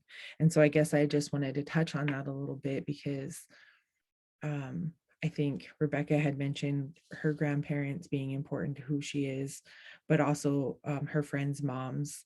Friends and friends' moms are super important in the resiliency of our teenagers. Friends, positive male role models, positive uncles, and even, some of us are aunts who maybe marry someone who that uncle, an external uncle who isn't actually biological, maybe he's that mentor for our young boys because he's not grown up in the cycle of violence that is so common in our communities, whether he grew up because he's an urban native, so maybe somewhere else, or he had good traditional values growing up on the reservation, or however this person was supported, bringing that forward and supporting our kids. I used to think that resiliency was this us being this one person, right? Like we should be that resilient person. We need to be strong, and also that we'll heal. Like I'm going to get to this day where boom, I'm magic. It's all healed. All the trauma I went through, just gone. But what I recognized later, and it was through trainings that I've been to, is that healing is ongoing, right? There's no time and date. It's something that we get up and we practice, and that we have to teach our children and youth to get up and practice. For Rebecca sharing her story, needing to take a minute and go smudge, to teach our survivors and our victims that what you've been through is a lot, and there's nothing wrong with all the emotions that you're feeling, that it's okay to take a break, that it's it's natural to go smudge, that if that's part of your tradition and way that it is that you take care of yourself, if that's going outside and taking off your socks and standing in the grass and taking that moment to connect with the creator, if it's painting or drawing that releases those prayers for you to think about your healing and to move forward in your life, whatever gets you going, and teaching our kids that whatever makes you feel fulfilled in your heart is part of your healing process. And it's not for me to judge your healing process or to tell you when you're healed. I'm just here to support you in your healing. And so that's part of that resiliency that so many of our grandmas and aunties were for us, but we just didn't know that by them just listening to our problems. I don't know about you guys, but my grandma was always home to answer the phone. I could call her day or night anytime. And even though I didn't grow up with her raising me, she was very much an influence over my life because I saw her survival and everything she had gone through and what an amazing strength she was, and that she was just there to be part of my resiliency, and not every moment and not every day, but she was definitely part of the journey, as were my friends and their parents and foster parents and all the people and my advocate friends, because like many of you, sometimes Donna mentioned it wasn't until later that she recognized the signs of her first abusive relationship later on in life. Very similar to what I went through is I didn't recognize the signs till later. I have a degree in criminal justice. I have a background myself in corrections. I think that, and I don't want to botch your name, but you had Tuamina Martinez. I don't know if I could see Martinez as your last name. I'm gonna botch your first name and I feel bad. So she sees me. But like how do we in corrections, listening to those conversations and supporting even our criminals, right? Like that you can do better, that I know you went through something tragic yourself. I know you didn't just appear this way. Most of our men are brokenhearted. Most of them have been severely abused in ways that we can't imagine, that we don't often talk about as teen boys. When we think about our boys being little boys, they're often told, don't cry, be strong, cowboy up, be a big boy. You're a good big brother. You got to be tough. If you want to be a good big brother, be tough. Brothers don't cry. Brothers are strong. We psychologically from a very young age tell them that they need to hold all this in. And the reality is they can be soft. They can cry. It's okay for us to hug them at any age. And it's okay for us to forgive them at any age. We shouldn't, and I know there are some disgusting things, some really horrible criminals out there. And for the most part, at one time, I did hate them. But as I've grown through my own healing process and recognized that they were also most likely abused themselves, I have chosen to forgive them and to look for ways that I can support people who support them in their journey. I can't do that work, but I support our healers that can do that work, that have chosen to go into men's work, that have chosen to see the good in every man and to recognize that they are going through their own healing journey and that they need our support and that they need our forgiveness, and we shouldn't cast them away. In Indian country, we are so few numbered. That 2%, if you're part of our 2% population in the United States, you're also part of that 10% that survived the assimilation. Our ancestors right here, right now on this call, you are part of those who survived. And so how are we bringing that forward again to our kids, that they are amazing just because they're here? You're amazing just because you survived. That's all you had to do. You don't owe me anything. You don't owe me your language. You don't owe me your songs. If you want to learn them, though, I am so proud of you and everything that you do in every way. And just keep having those conversations and bringing that resiliency forward that our aunties, grandmas, uncles, cousins, our other advocates, our administration brought forward to us. We keep bringing it down to those kids, as little as they are, giving them their rights, letting them know. I know you started briefly to talk about, Rebecca, the process when it comes to being a mandated reporter. And for us, those of us that are advocates or in law enforcement or different areas where we have to be a mandated reporter, sometimes that hat is on when we're at work, and sometimes that hat is off when we're with our own kids and family. So we have to make those distinguished moments in our life, so to speak. And then also reminding those kids that they have other resilient people in their life.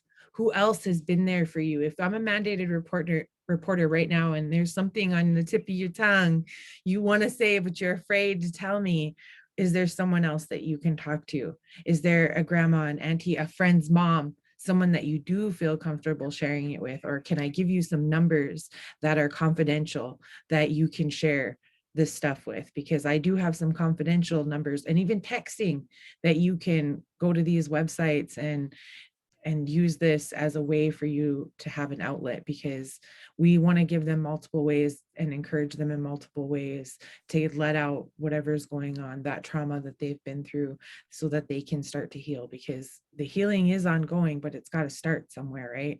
Because we don't know we're on a healing journey if no one's ever told us we needed to heal before. Because sometimes the trauma that we're living is just, like Donna mentioned before, it's just regular, right?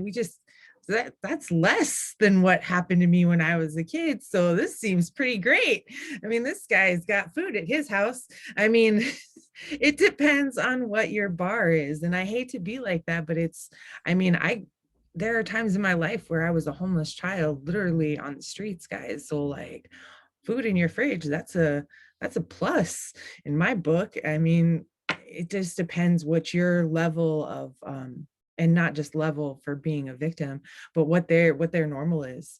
Like just being kind sometimes is all somebody really needs, is just that kindness. So continuing to be that resilient person as an advocate, as an administrator, as a correctional officer, whatever your title is, that we're just there for our brothers and sisters and our kids, and we encourage them to help be someone else's resiliency. And then I just wanted to say that also protecting yourself is I know someone mentioned protecting the abuser.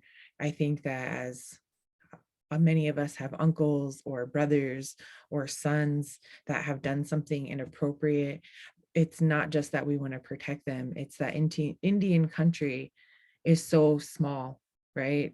I don't want to see another one of my brothers locked up. I don't want to see another one of my uncles. And I definitely don't want to see my sons locked up. But that's why it's important to continue to have these conversations. That's why it's important that we set the bar high and that we do not accept anything less than them respecting women and children, and continuing to be not only our protectors, but our brothers with us. I always tell my boys, like, I am so glad I had sons, because hopefully my voice will be your voice someday, and you, maybe because the world works that way, men will listen to you, because I know I don't know if they just hear, like sometimes you guys ever feel like, am I coming in like, remember on Charlie Brown, remember the parents, wah, wah, wah, wah, wah, wah, wah. Like, guys, is that me? Is that what you hear? Like, listen. But it's the truth. And I'm just like, come on, that's sons for you. I don't know if all men are like that, but boys, tell them to clean all of a sudden. So anyways, just want to keep it continuing with the healing journey, and recognize that we got to meet people where they are, continue to be their resiliency, help them be our resiliency, because we're in this together. And yeah, it's a good conversation so far. Thank you guys so much. Everybody's just really contributing today, and it's good to hear from you guys, both in the chat and live, and good input. Thank you, Rebecca. My heart was hurt seeing the news about Bunky Echohawk. You know, here he is a prominent male native. I grew up, you know, seeing him go to powwows and his family, and to think, you know, that he is a perpetrator. I'm glad that, you know, she felt confident, or there sounds like there must be 2 or 3 possible individuals under 16 who came forward and said that they were touched by him inappropriately. So he's been charged with inappropriate touching or sexual misconduct, you know, and he was charged right around the time he was in his car accident and stuff like that. And it's, you know, sometimes, you know, people are raised and they don't know kind of any difference, but I think, you know, he came, it seemed like from a good home, you know. I saw his parents a lot around in the Denver area and stuff, you know, and like you say, you don't want to see another person go to jail, but you know, they have to be held accountable. And I want to see our men fixed, if there is such a thing, you know. I don't know, how do we, you know, our communities are, as Indigenous people, are small, you know, and have, it's hard to think, can or do they want to change, you know, because until they are ready to make that change for themselves. But can a person come back from something like that? You know, that's, you know, thinking here he is, a 30-something-year-old messing with, you know, underage girls, little girls, you know, that's just heartbreaking. I think that what you said, sorry, Rebecca, if you're going to jump in there, but I was just going to say that it is sad and extremely terrible when we see our Indigenous brothers and relatives that we've looked up to fall, I guess. But at the same time, it's more important that those victims were heard and that they have a voice. And if he was victimized, just because you are a victim doesn't mean that you have the right to hurt somebody else. And no amount of asking for forgiveness, I think that has to come between you and the survivor. If you're forgiven or not, it's not up to any of us to decide whether he's forgiven or not forgiven. And also that those perpetrators that I have seen that are actually trying to do something about it, you'll know because they're staying away from kids all on their own. They're not putting themselves in those predicaments where they could be left alone to harm someone else. They're probably not in a relationship with anyone else. They're doing the work on themselves, for for the community, for the kids, because that's how you're really going to heal. If you're still trying to be like washing it under the table, it never happened, or just forget about it, or I'm just going to jump into this next relationship with this woman who has kids, blah, blah, blah, knowing that I have these sexual addictions and blah, blah, blah. Are you really healing? Are you really trying to help your community? Probably not. I mean, that's just been my experience. When I've seen an uncle or someone that has hurt someone in the past or been accused of it and has really tried to change, I see them with other men, trying to do other men's work and lead other men in a good way without having to have a relationship. They're not interested because they know what kind of person they still are, what they're going through mentally and emotionally. So, I mean, and it at 30, 40, 50, 60, 70 years old, I feel like as any human, by the time, unless of course mental health issues, there's always, you know, underlying things. I can't speak for everyone, but you have had time to do some of the work. You know, like, I guess I feel a little bit differently working with boys in corrections. I worked with juveniles. So at the time, my thought process in working with teen boys was that I wanted to help them before they got to that next level, because once you are a convict after the age of 18, it's really hard for them to come back, right? Because it's on their record, everything they've been through, blah, blah, it's public access. But as a teen, you still have that opportunity to come back from this and to really change. So what effort are you going to put in? Because I can give you all this knowledge. I can hand you all this information. I can give you the booklets. I can give you the pamphlets. I can give you the resources. I connect you with a great counselor, but it doesn't mean anything if you don't believe that you can heal.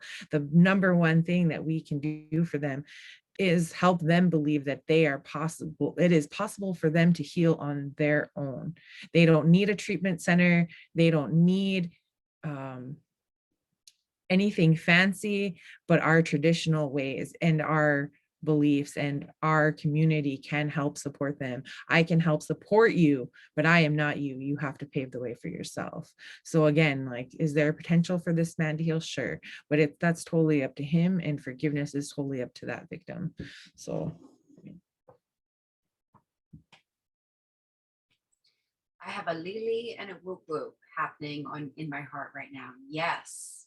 At the end of the day, there's this long, we talk about historical trauma, but we also have to talk about historical achievement, that through the centuries, rape, molestation, colonization, owning the land, making our people sick, has all been an act of power and control.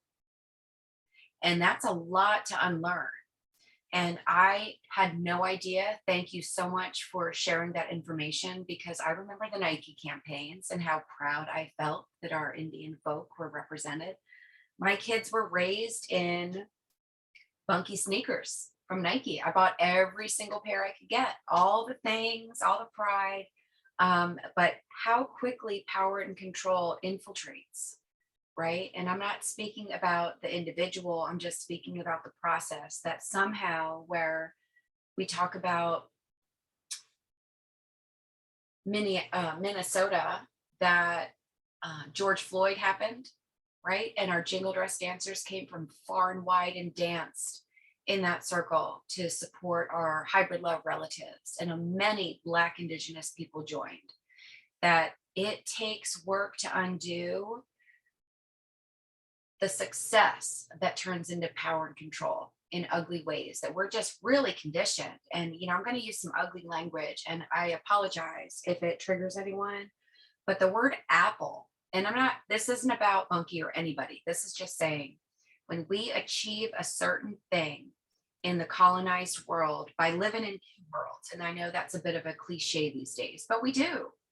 We live with our songs and our language and our traditional values in a world where our traditional top 7 values of bravery, wisdom, humility, compassion is this weird opposite of the 7 deadly sins of gluttony, power and control and greed and all those things. And I think it takes a lot of work to gain 500,000 Instagram followers, or a million YouTube followers, where that power and control becomes just not empowerment in the way that we use it in the movement, but power. And then we forget ourselves in the colonized way of all of those 7 deadly sins. And we forget what our indigenous 7 values are.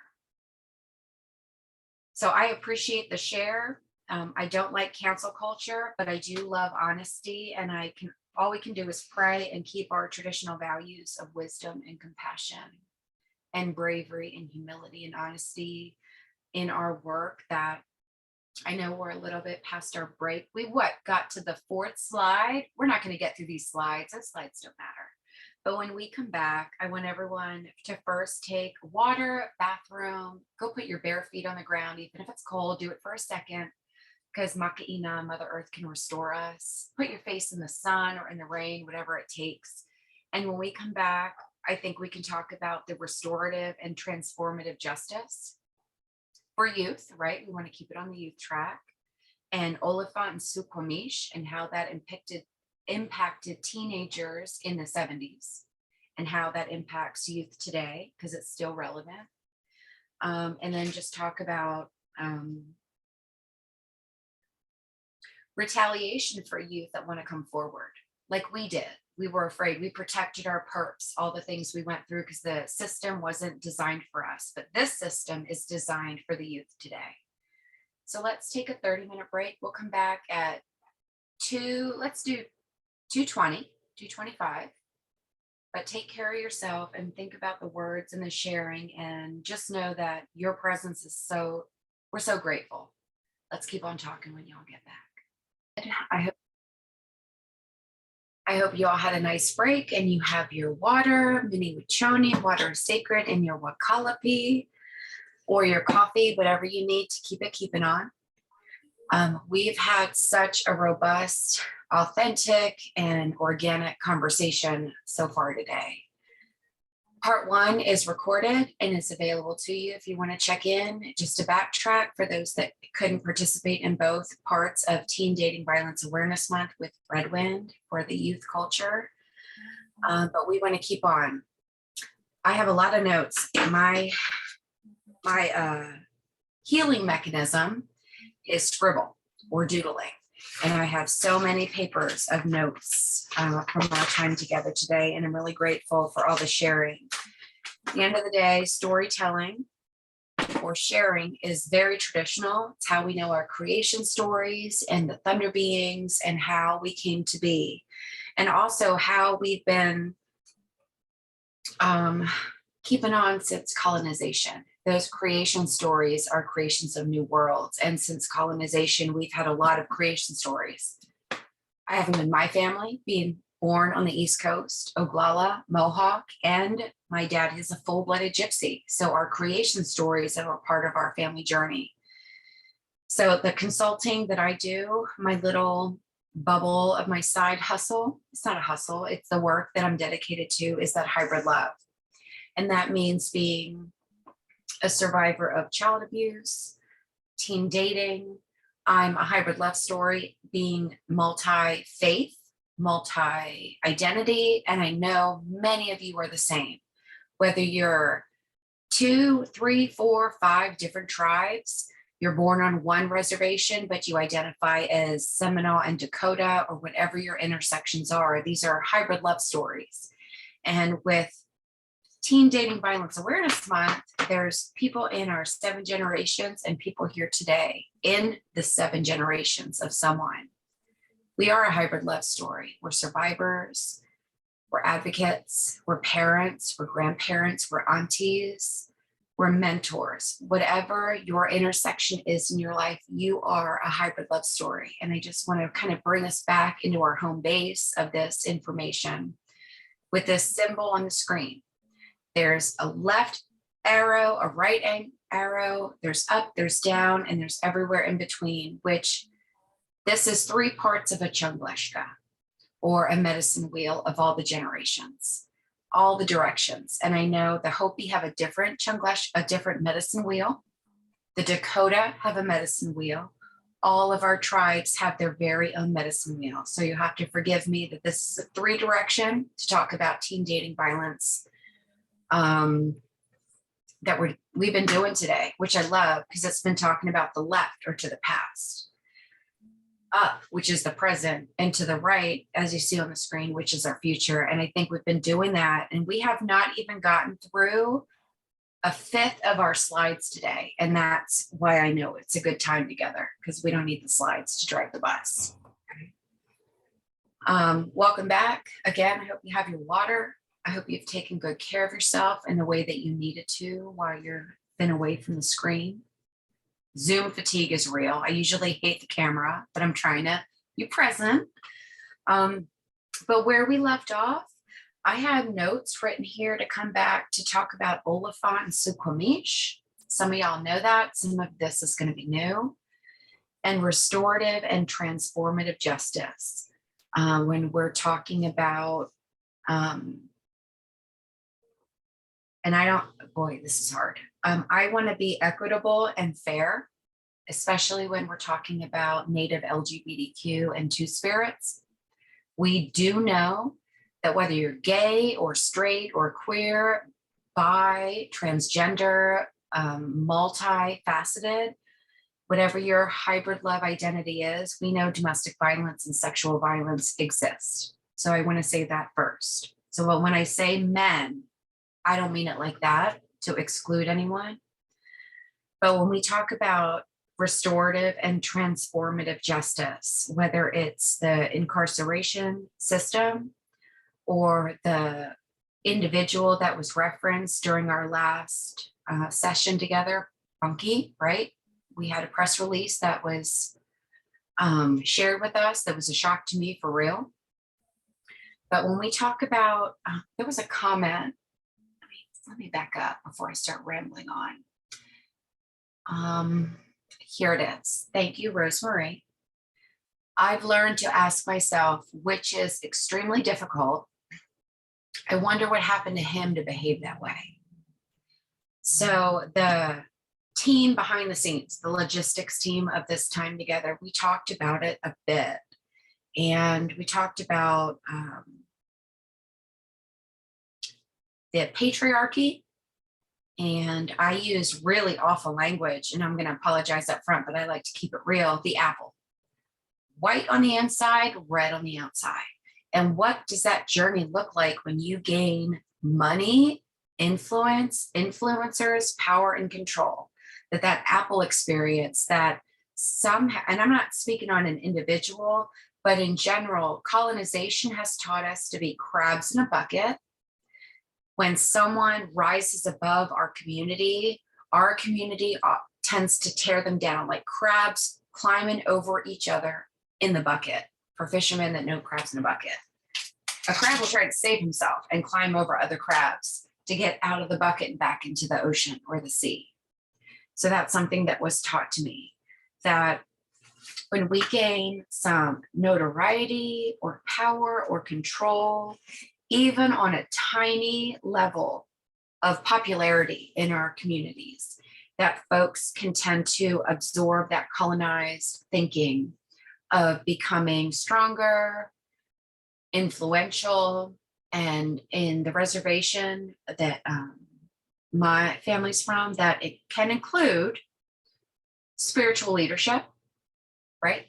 Faith communities, altars, medicine men that have 8 wives. And I know traditionally, so I'm being real careful here.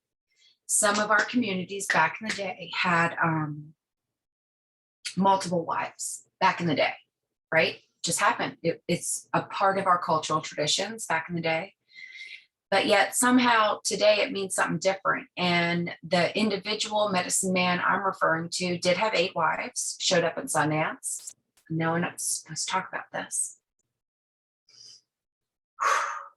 But it was not as it seemed, and it was sex trafficking, and it was domestic violence, and it was sexual assault, and it was total power and control that someone had more than 1 wife. But yet it was seemed as so tradish, so back in the day, but then it resulted in a major trauma of so many young teenagers that were enveloped in this spiritual, what do I don't, you know what I mean? Enticement. You're special. The spirit said you should be my 7th wife. The spirit said we should be married. You should be my 8th wife. And it was all power and control. And it was really insidious. And it's hard for us sometimes to differentiate back in the day traditional values, which we love and we want to maintain. And the difference between 2020, 2022, insidious, predatory behavior. So that's a lot to share. But when we talk about restoring and transforming justice, we know the incarceration system ain't going to do it. My brother was a child abuse survivor just like me. He has been in and out of jail his entire adult life, but he found a community of brotherhood in jail, in the house, that they were allowed to do a Nevian ceremony. And it really started him on his healing journey. But how do we do that as advocates, especially when we're working with teens who are in and out of jail or on that journey of following the patriarchy and the power and control of, I don't know, becoming a little bit more than your neighbors? What does that look like? So I want to pause on that. That was a lot of disclosure for our first, 5-10 minutes together. And I saw a hand up. So yeah, I just want to lean back and let you all talk because that's the way to go. Anyone want to add anything?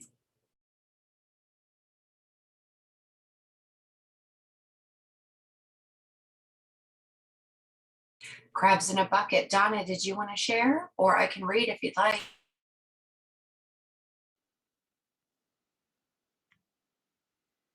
Yeah, I just put in the chat, and I don't know if you're all familiar with Dr. Karina Walters and her work, but I had the privilege and honor of listening to her speak when she was invited to our community several years ago, and that's how I became familiar with her research on historical trauma.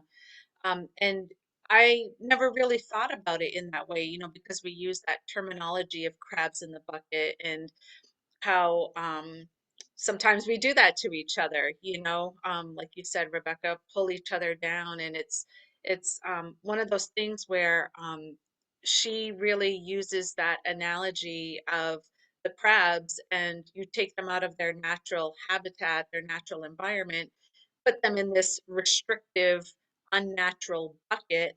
And then what do they have to do in order to survive to make it out? And but yet when they're in their natural environment, they're actually helping each other on the beach and on the rocks, and you know, um, you know, just working in partnership. And it really makes one reflect on us and our communities, and the things that have been placed upon us since first contact, and all of those survival strategies we've had to adopt. And some of those things were negative. So there's that whole internalized oppression, and um, how we can discriminate against each other and sometimes not even realize that we're doing it, or these microaggressions that we may display within our own community, within our own organizations. So I appreciate you having that frank discussion, Rebecca, because I think it's something that we don't maybe openly discuss enough um, amongst ourselves. So thank you. Yeah, the lateral oppression. That's the terminology. That's the term I was looking for. Thank you, Rosemary.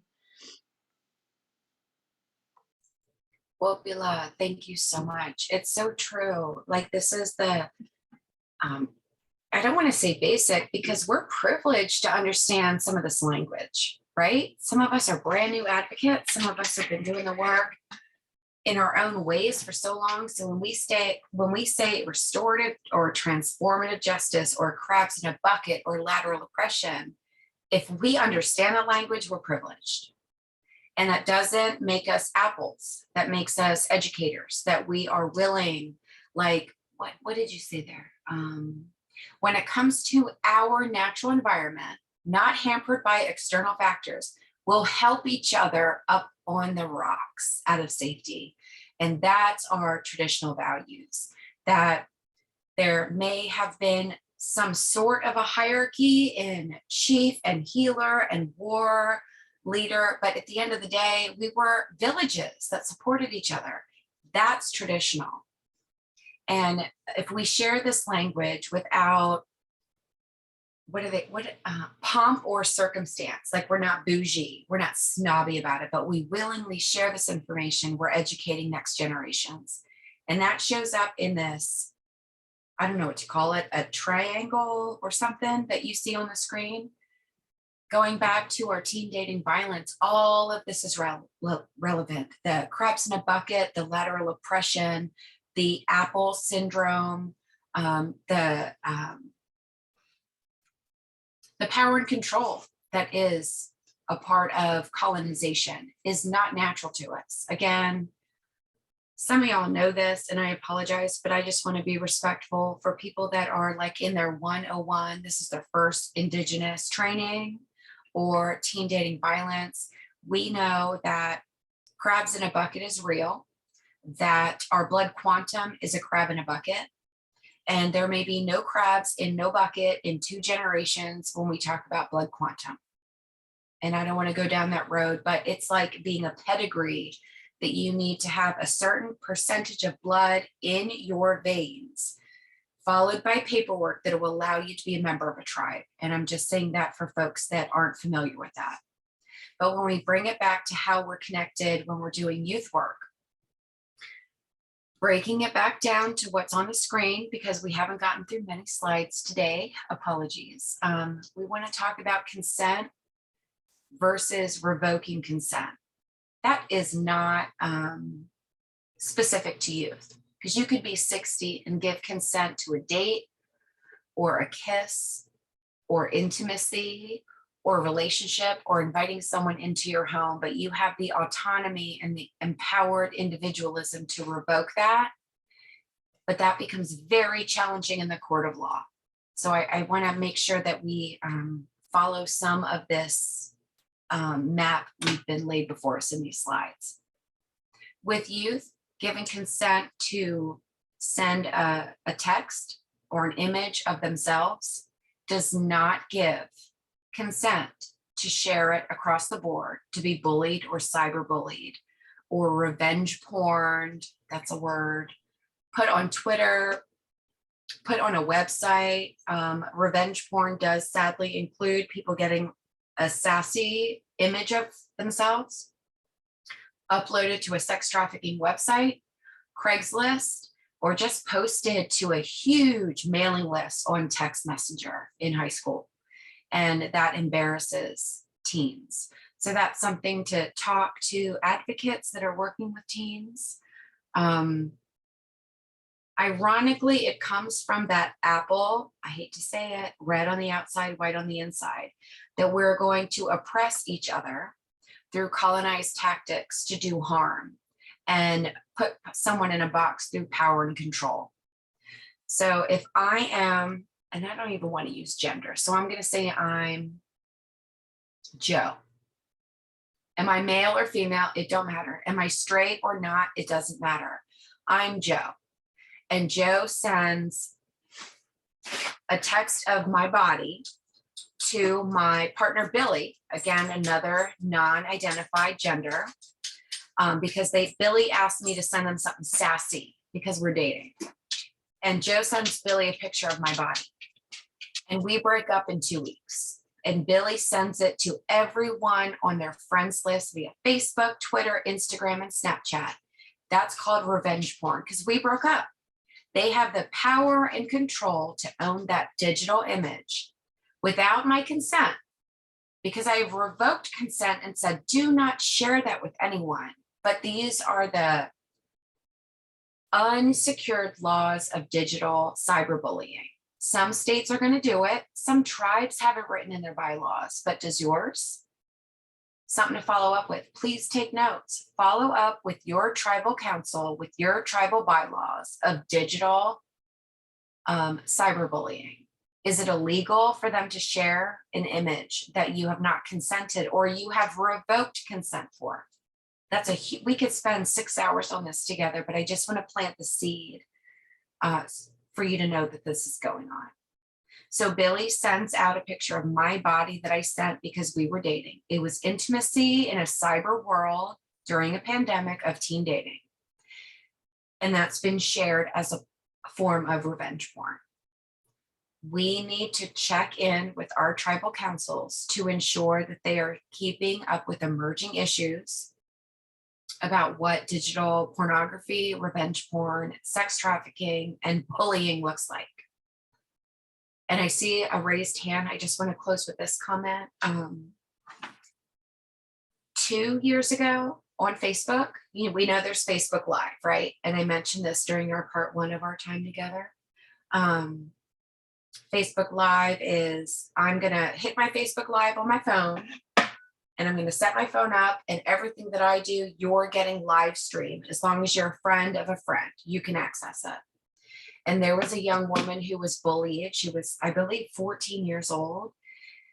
And I'm going to burn some sludge. She hung herself on Facebook live time, 2-second delay to every single person on her friends list. And every friend of a friend could see it on Facebook Live. And she said, this is why I'm hanging myself. I'm being bullied in school. And her mama was on a trailer like 200 feet away saying, I'm not going to say her name. Sarah, where are you? It's dinner time, Sarah. And she hung herself on Facebook Live, literally to the end. And it was a big movement on policy and practice for social media, but it happened.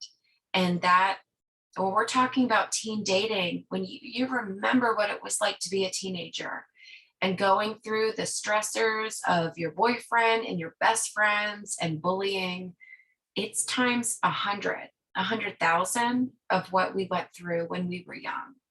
So when it comes to your tribal council and your constitution and your bylaws and NCAI, I advocate for you to monitor what your teens are going through so that your bylaws are protecting their sacredness, their traditions, and how we're operating around power and control, because bullies are rugged. Anyway, I apologize. Amber, you have your hand raised. Did you want to chime in? Thank you. No, thank you so much for sharing, Rebecca. That's a tough subject. And I know, as many of us have had to deal with suicide in our lifetime growing up, it's just a really tough subject. I think a few weeks ago when we had our last call, my sister has been sober for 4 weeks. And I'm very, very proud of her. And I know it's a struggle, but part of that goes back to her being a teenager, and her boyfriend actually committed suicide when she was 18, her first year of college. And he was also 18. So, I mean, that was 7 years ago now, but she has gone through the road of drugs and alcohol due to that event and other events. And as we talk about some of this stuff, it oftentimes becomes very personal, right? You know, when we have a client sometimes come into our office and they start telling us their story and we connect with them on a personal level, that trauma. We also have to remember our victims and survivors are connecting with their abusers sometimes on that trauma bond as well, and that it's hard for them to leave because they've gone through these traumatic events together in Indian country, right? We see it together. So I also can't leave him because he's the only one who understands what it's like here. He gets it. Nobody else has walked this path with us. So breaking that connection, when we see the statistics on Native women taking, I mean, the average statistic is 8 to 12 times that a woman will leave her abuser. But in Indian country, it's 14 to 21 times before she'll leave her abuser. That often goes back to that exact thing, is that trauma bonding, us going through a lot of the same things in Indian country together. We are bonding on those traumas. And so just kind of recognizing that and how hard that is for them to continue to move forward in a positive way on their own, because they're used to this person being there and sharing those tragedies with them, right? You know, it's hard to go through life without sharing those experiences with someone. And then you have this person who grew up on your res, knows all your family, you know, all the same friends. Like, it's hard to date outside that circle too. So dating in Indian country can be hard because, oh man, like, to make it a little bit more lighthearted, you know how it is. We're just teasing some of our friends because she's like trying to date, and it's like, do they have to be not related? Because we know all the same people. Everybody on our res is all related. Like, we all know each other. We all grew up together. They're all our cousins. So it's like, we're gonna have to take you down to South Dakota somewhere. But again, powwows, everything's been canceled. So dating's even harder these days, even for our kids. And then I also just wanted to touch back on what we were originally talking about, which was teen dating and that violence. Rebecca, you were talking about that. What if you were Joe and this happened? I know that has literally happened when I was an advocate. I met a young girl who was 14 years old, and she had sent a picture to her boyfriend, inappropriate, and then they didn't break up. They had actually been together. They're like ninth graders right now, right? So about 14, 15 years old. They have been going out since sixth grade. So for 3 years, this has been her boyfriend, and everything's been going good. She's totally in love with him. She sends him this picture, and he's a teenage boy, right? He shows his friends. One of the friends takes a screenshot of the picture that he's showing them off of his phone. Next thing you know, this picture is being passed around. All of those kids that passed that picture around, except for one of the kids that got the picture, they reported it immediately.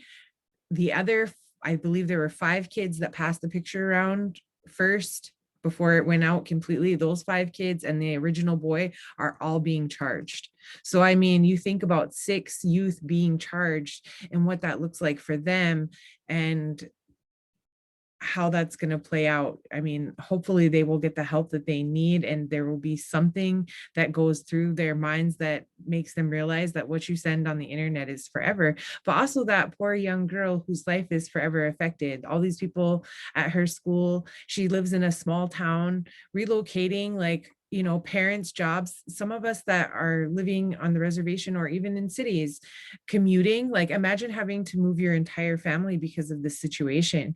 I mean, how traumatic it would be to have to go to school every day knowing that this group of kids has seen you and your body. Like, again, educating our kids that what you send to someone else is not private. And we have to start telling them that the minute we give them that iPad or piece of technology, it starts right away. Even if it's your own phone, you know, making sure you have those parental guides, making sure that theirs are set up, making sure that if you give them something, that you've talked to them thoroughly about the dangers and the deception.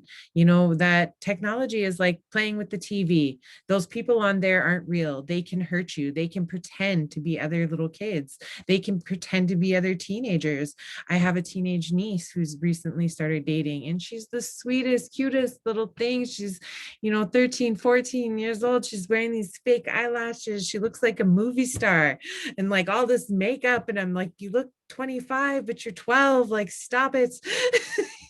And like, she's dating some boy from Oregon, and we're here in North Dakota. And I'm like, is this boy, do we even know he's really a boy? Like, what do we know about him? Have you ever met his parents? Like, and then talking to her about the dangers of what she's sending him and how close she's getting to him, and reminding again our teens. And again, how are the ways that we're doing that? Making sure that we're having a family movie night, making sure with my niece, me and my other best friend, we take her to go get our nails done. Like, not even real nails, just like have a nail day at home, you know, like go paint each other's nails and make it fun, make popcorn balls, make homemade ice cream, It doesn't always have to do with food. Again, going for that walk, playing basketball, playing cards, getting our kids to conversate and tell us what's going on with them so we can have these same conversations that we're having here today. We know there aren't a lot of teens available to us right now. It's a school day. I wish we could have pulled more teens into this conversation and invited them here today in this space, but we recognize it's a work day. So a lot of you are just coming to learn and to take this back to your communities.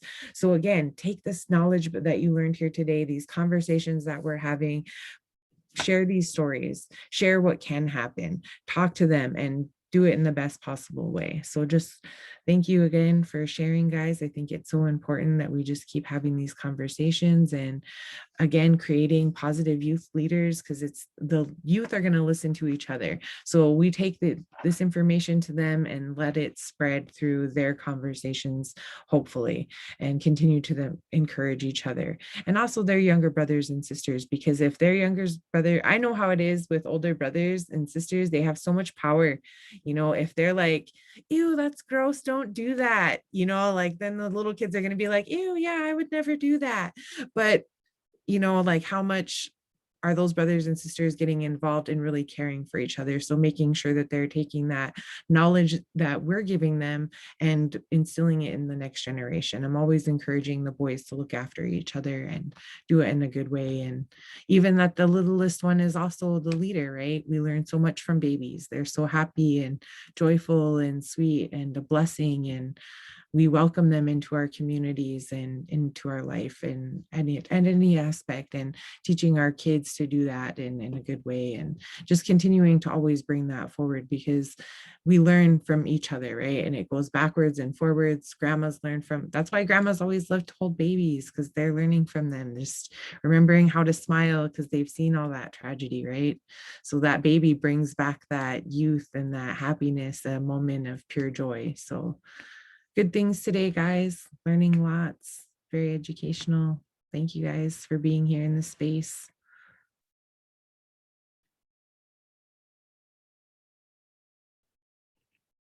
That's awesome. Rosemary's been sharing a lot today. Thank you, Rosemary.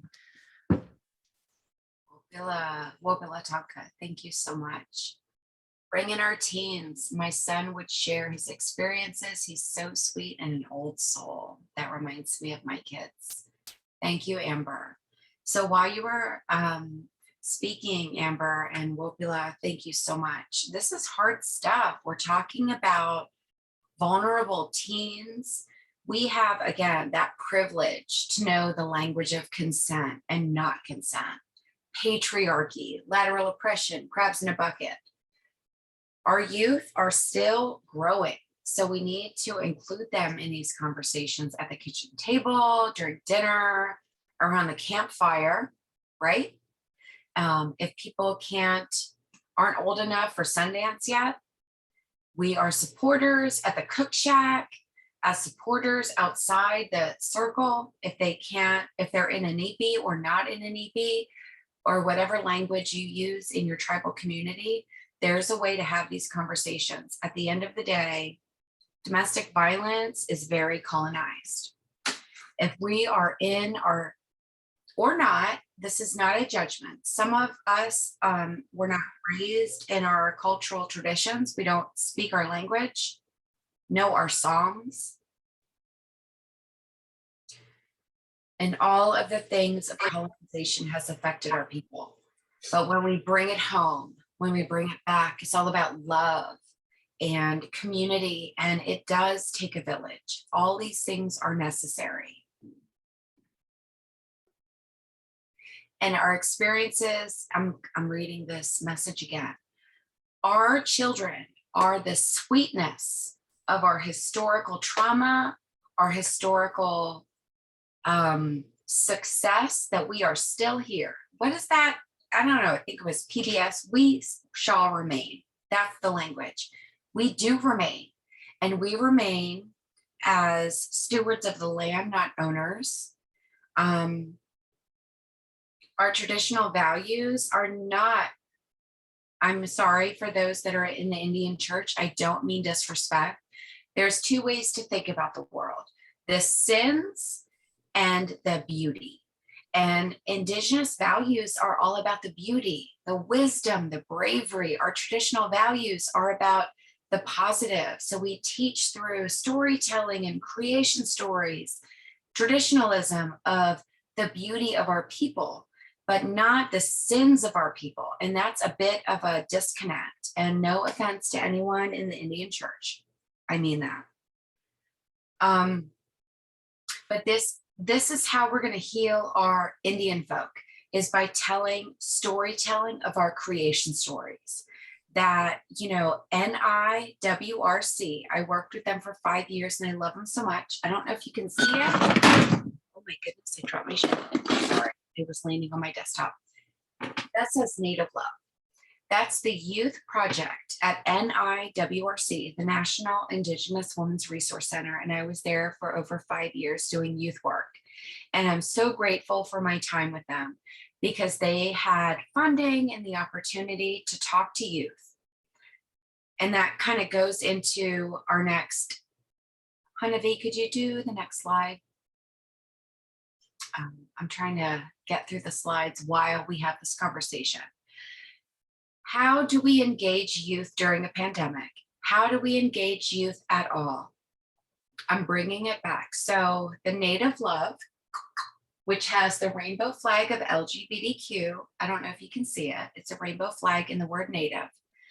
That we bring youth back to the forefront of the conversation, that they are the teachers of youth culture.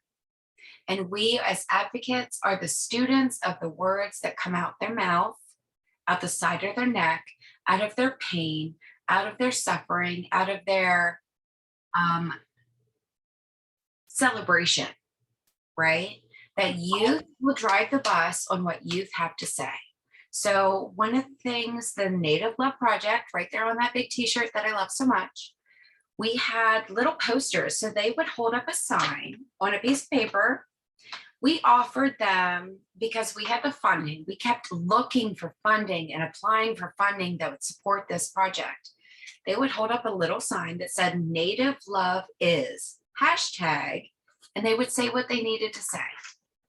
And the youth from the Unity Conference and from Pine Ridge, from Seminole, Akwesasne, Mohawk, we went as far as we could go, where youth said Native Love is, and they could say it. It was ceremony. It was family. It was grandmothers. It was tradition. The Native youth got to say, I'm going to do this little contest on my little poster on a little piece of weak ass paper with a Sharpie marker. They would say, this is what Native love means to me. Autonomy, self-love. My grandmother, sometimes they wrote basketball team or fry bread. And they would identify the strength of their Native love to whatever it meant to them. We had a little contest. We found and searched and got the funding that we could send them to Gathering of Nations. One person wanted, their dream was to be a DC Indian, a conference Indian. And they wanted to join DC during a governmental convening. Some people wanted to go to what's it called? The Gathering of Nations skate jam. That was their dream. So we found the little itty bitty funding to give them a prize for their best contribution to the conversation of what Native love meant to them, so they could live their dream, whatever it was at 15 years old. And some of those folks became leaders, and they still continue to talk on Native podcasts, national podcasts, international podcasts to talk about what Native love means to them. And the youth brought the noise. They talked about teen dating violence. They talked about suicide. They talked about domestic violence and sexual violence, but they brought it because we just created the space to say, you drive the bus, we're leaning back, and you get to say what you need to say to your peers. So I'm going down a little road I don't need to go down, but those youth, 15 years old, wrote a little hashtag on a little piece of paper, and we created the opportunity for them to be leaders, and we just leaned back and let them do their thing. They joined, for folks that don't know, the Unity Conference is an annual conference. It's Unified Nation Tribal Youth, Unity. I don't know what the acronym means. It's like alphabet soup. But they joined the Unity Conference of Native Youth Leaders every year. They did a workshop and they talked to each other. And all of us older adult advocates, mucky mucks, because we're all like aunties and don't belong to be there, we leaned back. And when there were tears and disclosures, we leaned in when we were asked. But I watched in one room, there were 4 or 5 round tables. You know, the round tables at conferences with 8 chairs around. Each youth had a team leader position that they talked to other teenagers, and we just leaned back. When we needed to join, we joined. But we watched these youth, and some of them were like honor society people in an indigenous way, where one young man named Wombly from Pine Ridge, he said, I'm honor society, but I don't have the academics. I don't get straight A's. I'm not on the debate team, and I'm not going to university, but I know my medicines. I know my songs. I know my language. And he sat there in a team, his little round table work breakout group, and he taught and spoke to his indigenous youth who was ever at his table and talked to them about traditional values and the medicines of his tribe. And then there was another girl who was the team lead of that table, and she talked about being sexually assaulted and domestic violence, and she didn't know nothing else. But she led that group of 8 other youth. There were tears, some tables had laughter, but it was, I don't know how to even say the words, watching youth team lead their youth is something I wish I could have video recorded and shared with you all today, to consider the peer-to-peer leadership that youth have in their capacity in your tribe, whether it's urban, res, suburban, whatever your community is, to allow the youth to lead their own groups in their little sanctuary of, I understand you because you're 15 years old too. And when we as adults, we moderated. Rose Quilt from NIWRC was a part of the Native Love Project. Priscilla Runcorn, we just leaned back, and when they needed us, we supported them. As you know, we are in the loop of some of the support and mental health and doing the adult thing, making sure folks were okay, right? But we really leaned back, and it was so beautiful. So that's a long share to say, give the youth the leadership that they need in their own community, in their own youth culture, because it means so much when youth cry to other youth and lean on them. Give them the leadership opportunity. You'll be surprised. I'm going to take a breath.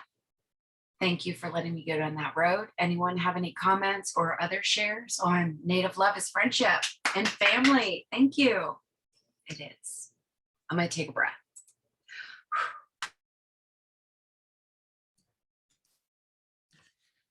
I'll just say that my son is currently 15, and he is the captain of his basketball team. And I'm so super proud of him. He's only a 10th grader. On the flip side of that, my other son, who's 17, is his older brother, and he is not captain. So when your younger brother is captain and you are not captain, both require leadership. Both roles require that you have good sportsmanship, and that you continue to play fair, and that you, like you guys were mentioning the crabs in the bucket, that we don't be crabs in a bucket, that we support our brothers, that we encourage each other to be the best version, and that we recognize sometimes that our little brother wouldn't have pushed himself so hard to succeed if it wasn't for you being that big brother that drove him. So, I mean, it's you complement each other, right? And teaching our kids that teen dating relationships are also a complement to each other. I know that I'm trying to teach my son that with him and his girlfriend. I know one day I was upset and I was like, it's not fair to be smart and then people sometimes punish you because you're smart and you see the bigger picture and you see how cruel the world is and the things that are going on and that there's wrongs and that there are injustices and that we have to speak up. And sometimes because we speak up and we don't fall with the normal, we don't go out and drink and party, that sometimes we get left behind. But we're choosing a different road and we're choosing a different path. And ours is one of leadership, and that we can continue to drive that leadership in our regular everyday relationships. And teaching my son that, I know he said to me at the time, 17 years old, mind you, that he wouldn't like it if his girlfriend was smarter than him. And I was like, what? My heart. And he meant it. He was like, I think I would be offended if she was smarter than me, if she knew everything and she was as smart as you, mom.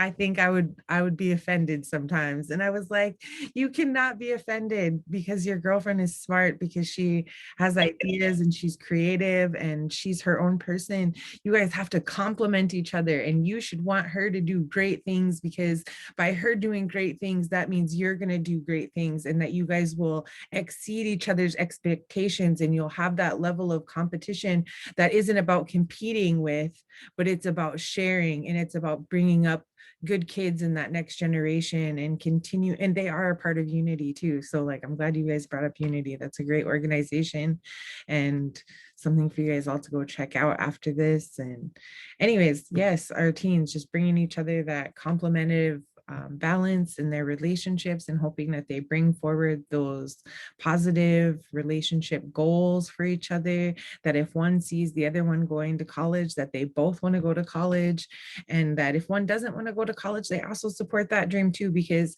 every individual is their own best person, right? We need all different people from all walks of life. It doesn't matter if you're educated or uneducated, what that level of education looks like. Some of the smartest people in the world don't have educations past ninth grade. I myself am a ninth grade dropout, but I went back to school and got my GED and went to college later on in life. So those teen experiences, although they affected my life, they did not determine who I was and who I was going to be. I am who I am because I continued to live in a way that made my grandmother proud, and because I wanted to make her proud.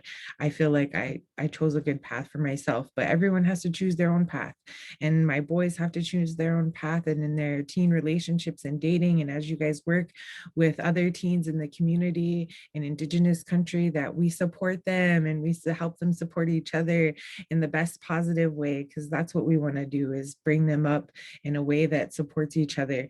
I know a lot of us grew up in an era and time where, I don't know about you, but I had the strictest of, tried to be when they were there in my life, strictest of parents who just like, if I had thought about bringing home a boyfriend, they probably would have beat me for it.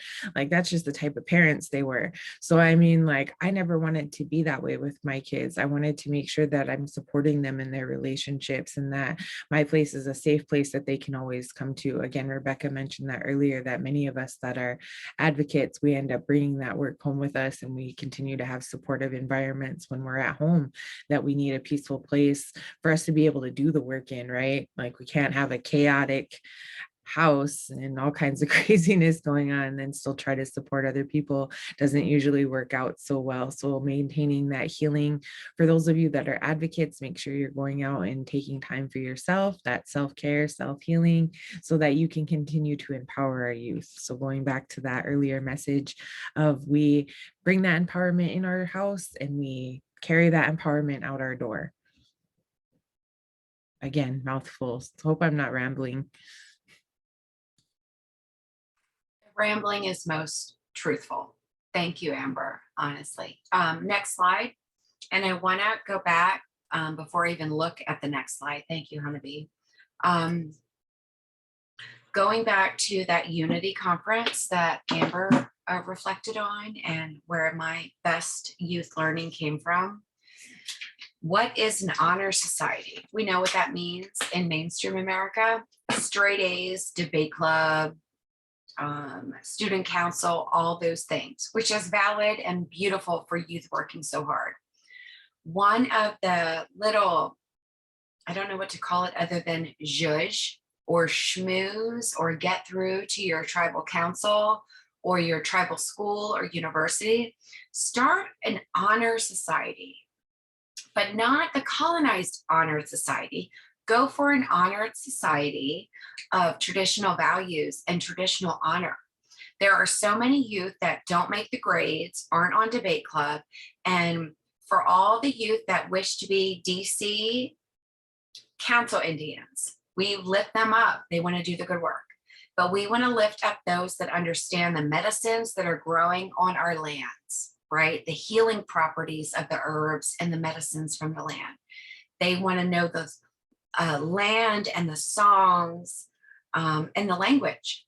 So that's an opportunity for your shelter and your program to say, we would like to start a youth honor society where those folks and youth that have learned from their families and their grandparents, they know the language, they know the song, they know the medicines available to them. That's the Indigenous Honor Society, and their grades don't matter. They could be C or D students, but they understand the songs and the language. That's something to consider to bring in. Through the Tribal Council, to indigenize even the most colonized of ways, because even many of our bylaws and our tribal constitutions and our tribal councils are very indigenous hierarchy based, which is, you know, how many of us in our tribes have survived, and that's fine. But when we talk about honor societies, that is something that I learned from a youth at the Unity Conference, that honor society means something different to them. And that boy's name was Wembley, and he was 16 years old, and he stood up with such pride and conviction in front of, I think there were 60 to 80 students in the room, and he just spoke his word. And he said, honor society is what I say it is. So I'm just carrying his language today, and I'm honored to do so. Please take that away as a main takeaway from today, to approach your program, to your tribal council, to your bylaws, to your tribal constitution, and identify what that means to y'all, right? And thank you, Amber, for sharing. I want to also, can we have the next slide, please? I want to get through this. I know we only have 45 minutes left, and I want to leave a solid 15 to 20 minutes for y'all. Next slide, please. I don't think we have time for a breakout. So youth leadership, again, I just went through that. The Unity Conference, I urge every advocate, whether you're in a mainstream organization or a tribal organization, just go to the Unity Conference. I'm sure most of them are online and virtual at this time because of the pandemic. So you have the benefit of not, your organization or your program can't say we don't have the money because it's virtual. So it doesn't, you know, it's not going to cost anything. The youth leadership, they have this 20 under 25 that are doing digital work, social media work, domestic violence work, people that aim to be conference Indians, DC Indians, legislative Indians, policy Indians, advocates, and traditional. They cover so much. I'm such a fan of the Unity Conference. So when it comes to youth leadership, for those that are really supported and motivated, the Unity Conference is such a good reference. But then also leaning back outside of the big world and leaning into your tiny community. In Pennsylvania, we don't have a tribe. We don't even have a state recognized tribe or an unrecognized tribe, because Pennsylvania is a really unique state that has been extinct of all of those things. But we are surrounded and we're supportive of the new tribes that have been federally recognized or state recognized, which is way different than the West. So that's another learning opportunity to understand the difference in Turtle Island. But the leadership of youth is a full representation of the leadership of the success of the future of any tribe, whether it's Alaska, Hawaii, out west, or the Midwest. The youth leadership voices are where our future lies, right? Our future does lie in pedigree and blood quantum and bylaws and constitution. When it comes to domestic violence, it's the same, that all the layers and the tiers. What are the bylaws written for sex trafficking? Do you have safe harbor laws for anyone who's being trafficked under the age of 20 years old? Are they going to go to jail? Does the state say they go to jail? Or does your tribe say who goes to jail? How do you handle perpetrators? Is there corruption? Oh, I can't even go down that road. You know what I mean. Some tribes have so much corruption that the bylaws almost don't mean anything. And how are you handling that? But when the youth are bringing forth their voices and they're coming from the reality of the next generation, we're going to get as far as we can. So I'm going to read the screen for those that aren't online. They're just on the phone. We want to talk about not just in this space. As soon as we leave this space, we want to talk about the autonomy of youth as an entire culture that we are not a part of, the Native youth culture. How do we, with our faculty in schools, our advocates, and our community leaders, engage with youth when we don't often even understand the slang, the culture, or the lifestyles of their work? I'm getting tongue-tied. I'm getting too excited, so I'm going to slow down. Next slide, please. Next slide, please. So sorry. We don't have time for a break. We're running out of time. But what, boy, I'm getting so excited. So I am a survivor of teen violence, and I do get very excited. And we already talked about how youth culture is different than whatever we survived as youth. If we are not engaging the youth as they call it a 360, which is a full circle, which we understand, 360-degree mentoring.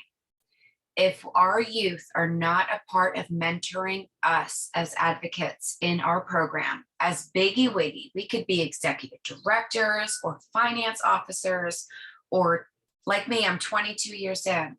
If we don't have youth teaching us about youth culture, we are fishing in a lake with no fish, if that makes sense.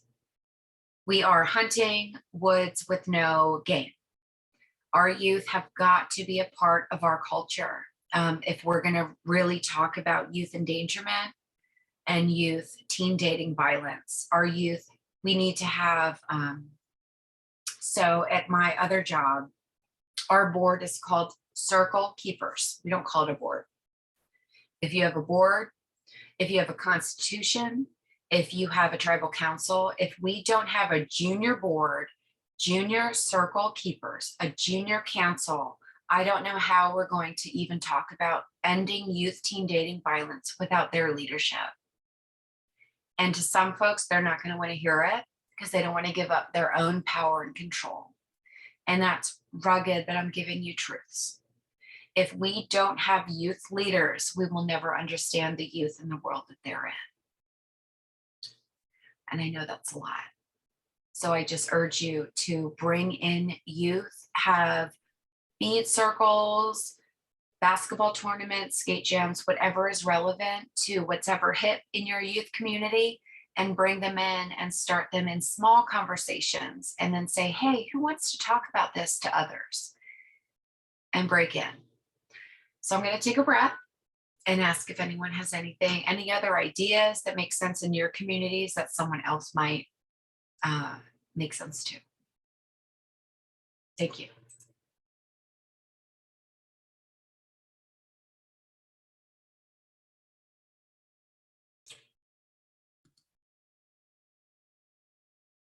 I was just going to add that some tips for when talking with your teens, we can set clear expectations with them. So like if you're in an advocacy center or working in a shelter with them, or maybe they're just there with mom at an appointment, whatever the opportunity, having stuff available that you can have them maybe create vision boards with, getting them to put their ideas down or their goals and dreams, a place where you can kind of talk about those. Sharing accurate information and statistics with them is one way to get them engaged. So just kind of, I heard this today, these are the leading statistics about teen dating. And I was just wondering what you think about that. Just kind of asking them about their thoughts when it comes to some of this stuff, letting them know that you are there for them and you care about them and their experience. Even though our experience as teens is different, we still just want you to know that I care about your experience in school. I want to know about you and your friends. I want to know who your best friend is. I want to know about the problems that you're having in school, and just listen, and maybe we can brainstorm together. Empowering your children to talk about their experiences and to use their voice, because with today's technology, it's so easy to send a text, right? But it's hard sometimes for them to find language to communicate with us. So giving them that opportunity and space to find their voice and to talk to you, expressing what your expectations are for them, whether that's if they're in the shelter or expectations in life, just that you see them in a good way and that you do expect good things from them. Being a good community leader, I expect you to be a good community leader. I can see it in you. You're such a good kid. You know how I know you're a good kid? Because all kids are good kids. Some of them have had bad experiences, but they for the most part are trying, and they need someone to see them. So letting them know that I see you, you're here in my office. Also, never forgetting that kids are there when they are in the office. When you're an advocate, we oftentimes, we're busy acknowledging mom and everything that's going on, but sometimes right at the beginning of that session, making sure that mom has water, making sure that the kids have water. If you guys have any snacks or anything that you can offer, I know not every program allows for that, but some programs do accept donations and get a little bit of food pantry items. So, if you get some snack packs in there, those type of things that you can share, or even if you just have blocks or sterilized toys that they can play with while mom's visiting, or teen handouts if you're dealing with teenagers, that give them some statistics. And maybe before mom leaves, you can just be like, what do you think of those statistics? Does anything sound true to you on there? Just kind of see where they're at, leaving those open-ended questions, giving them that opportunity. I know some of this stuff can be difficult when you're talking with your kids about sex trafficking or sexual assault, but being clear with them that it is possible and it can happen, and that you're just looking out for them is the best possible preventative measure. And then also just reminding you to remind our teens that being an active bystander and being a good relative means that we just look out for each other in our community. If you see something, say something. Make sure that you're recognizing that if your friends are in an abusive relationship, that you just don't sit there quietly and say nothing. Make sure that you come to me as your parent or as an advocate, or you go to the school counselor, or you talk to someone about it. So hopefully we can problem solve. And that doesn't mean, because sometimes your kids are friends with both of these people, right? They're best friends with the guy in the situation, but it's the guy that's being abusive, but they don't know what to do. So making sure that we explain that we can get both kids help, that you are both young people right now, and that neither one of you is bad, but that we just want to make sure that you get the right answers, and that we can walk you through these steps, and that there are other ways of handling your problems besides anger, that there are healthy ways, and there's also a time and a place to be angry. I think we have to remember that our young boys do need an outlet for their anger and their sports activities and other recreational things that they can be doing: fishing, hunting, swimming, biking, running. There are other ways, outlets that they can use for physical activity that aren't abusive and can get their mind off of thinking about all the things that are overwhelming sometimes. So just wanted to throw out some of those helpful tips as we continue moving forward. Again, thanks, Rebecca, for your slides. Just reminded me of some helpful points.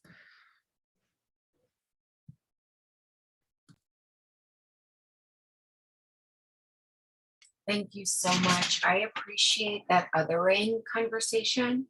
They are good reminders, Rosemary.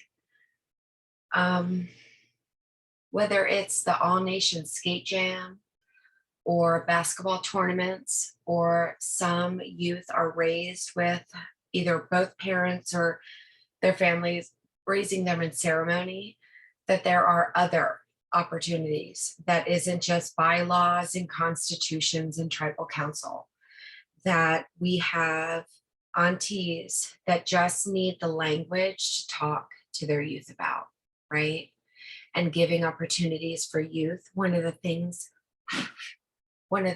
we did with the Native Love Project back in the day, it was joining, sadly, there was a year that we had 9 youth suicides from 12 to 29 in the first 6 months of a year, and multiple other attempted suicides, right? And we went as a team just to support the community. And so many of the youth talked about this, and I apologize. I know I'm going to be an affront to someone who's traditional, but I'm traditional and contemporary. So I'm going to speak it.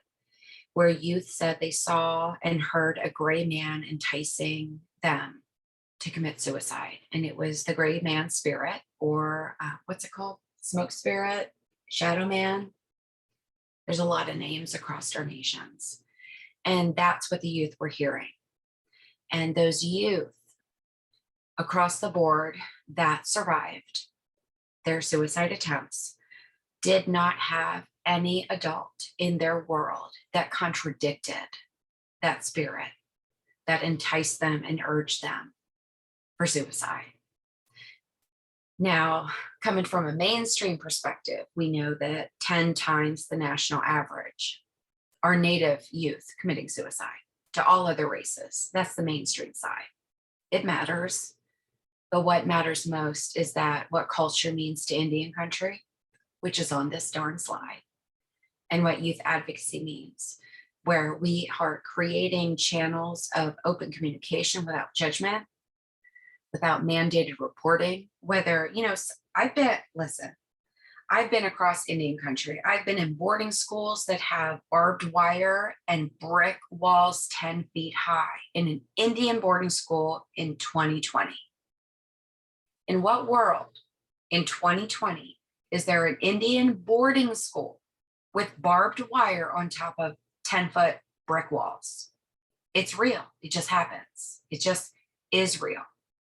And within that boarding school, there were house moms of, you know what a house mom is. Maybe some of you don't. If there's a dormitory, you're in a boarding school, you have your little brick house, and there's a house mom with 20 to 30 students living. That's where their bedrooms are. And the house parent, man or woman or whatever gender, is the house parent of that dorm, of that house. And those house parents said, I don't know how to handle teen dating. One breaks up with another, and then another one hates on the other. And then there's social media crimes and digital crimes. And these house parents said, y'all didn't train me to handle this, but these kids are spiraling in an emotional descent. Behind a house, behind a wall with barbed wire. So when we talk about the diversity of Indian country, it is diverse from on the res with 20 ponies in the fields and the acreage of your backyard on Mouse Creek in one reservation, or you're in Florida with the beach as your backyard. It doesn't matter where you are. Teen dating is the same, and the cyberbullying is consistent. And the lack of support, even from a house mom who really wants the resources. Somehow, as advocates, we need to serve our communities. We need to focus on our communities and what they need, but then we need to continue to do that collaboration.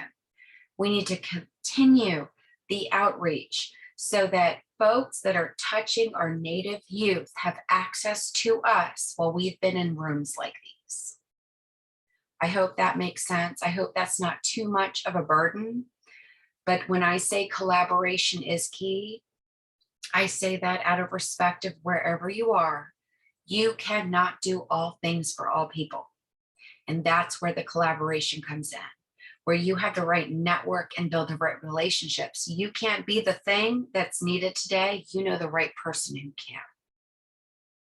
And that's really harsh language. And I'm sorry for being so forceful, but we are running out of time. Collaboration, native or non-native, but like-minded. You got to have the resources that the youth need, because you cannot be all things to all folks. Does that make sense?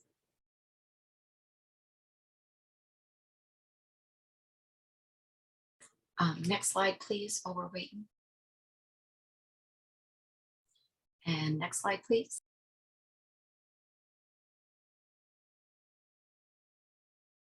So I got a little somehow. I did. Because I love y'all for what you're doing. And I know what it's like to be in a direct service program. And you have things you cannot possibly be ready to handle, but you can't say that, right? Because then you feel unprofessional and unequipped. At the end of the day, you're advocates, or you're a police officer or a prosecutor, or you're a SART nurse, wherever you are, you cannot be all things to all folks. And that's when I'm bringing in this slide. I had a pop up, 1 second. Okay. How do we cultivate conversations with youth as leadership? Not for even us. We need to have junior boards. I don't care where you are, my recommendation is to have a youth junior board wherever you are. Whatever your topic, specialization, discipline, all the fancy words. Junior youth leadership. Reach out to your community college.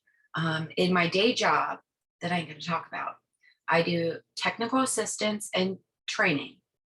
And I bring in youth in libraries in the city around a lot of reservations, community centers, beading circles, right? It's all about bringing in, because we don't relinquish any of our intelligence or our experiences when we bring in.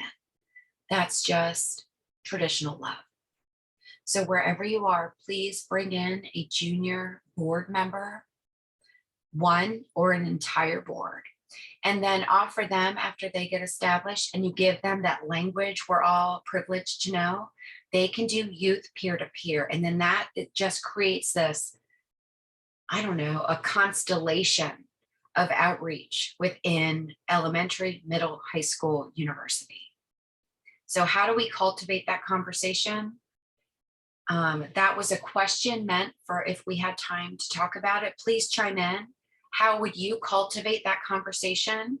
I'm going to ask you to chime in the chat or unmute. My contribution would be just creating the darn space.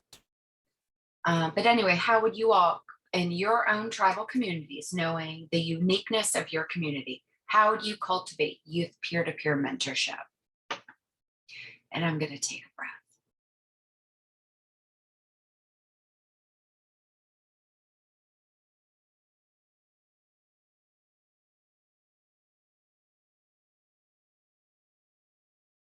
Any thoughts on how you could creatively create opportunities for youth? Is it a $25 gift card? Is it a skate jam, a basketball tournament? Any thoughts? I'll just add volleyball tournament, domestic violence walks and awarenesses, spike out volleyball or spike out sexual assault volleyball. You can do that in the summer or in the summer or indoors is what I was going to say. Add youth to the powwow committee, add youth to other events and committees that you might, even tribal councils. And then also when you were talking about policies and procedures, I just wanted to add, as parents being on those PTA, PTO meetings and adding the language into our school systems and making sure that there are policies and procedures for things like What happens if someone sends out a nude picture? Who's going to be at fault for that? And that the kids are explained these things throughout the school year. So it's not just a one time we changed the policy in 2020 and now we never talk about it again. Like, make sure that the kids are aware that this policy is in place and that it means something, and that we want to keep them all safe and protected, that they are all of value to us.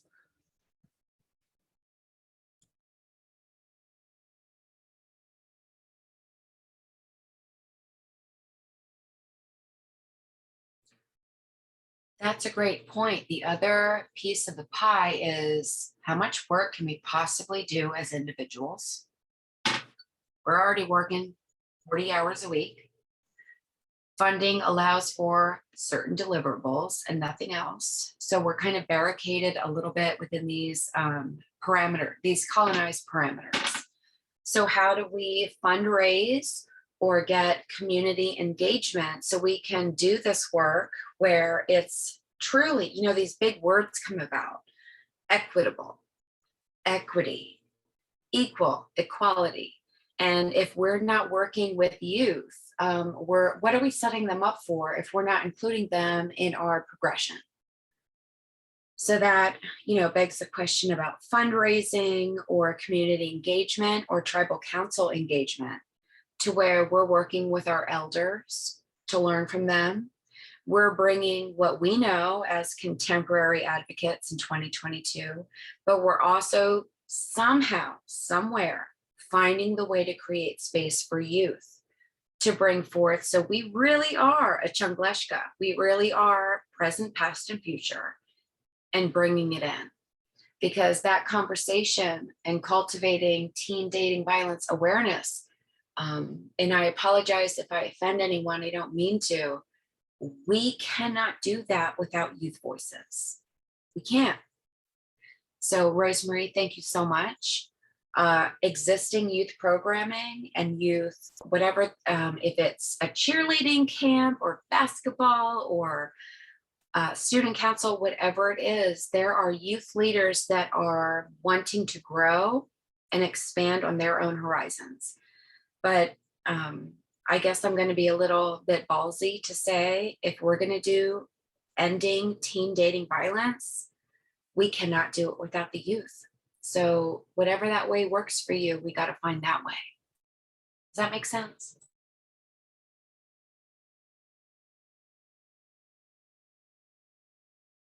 And next slide, please.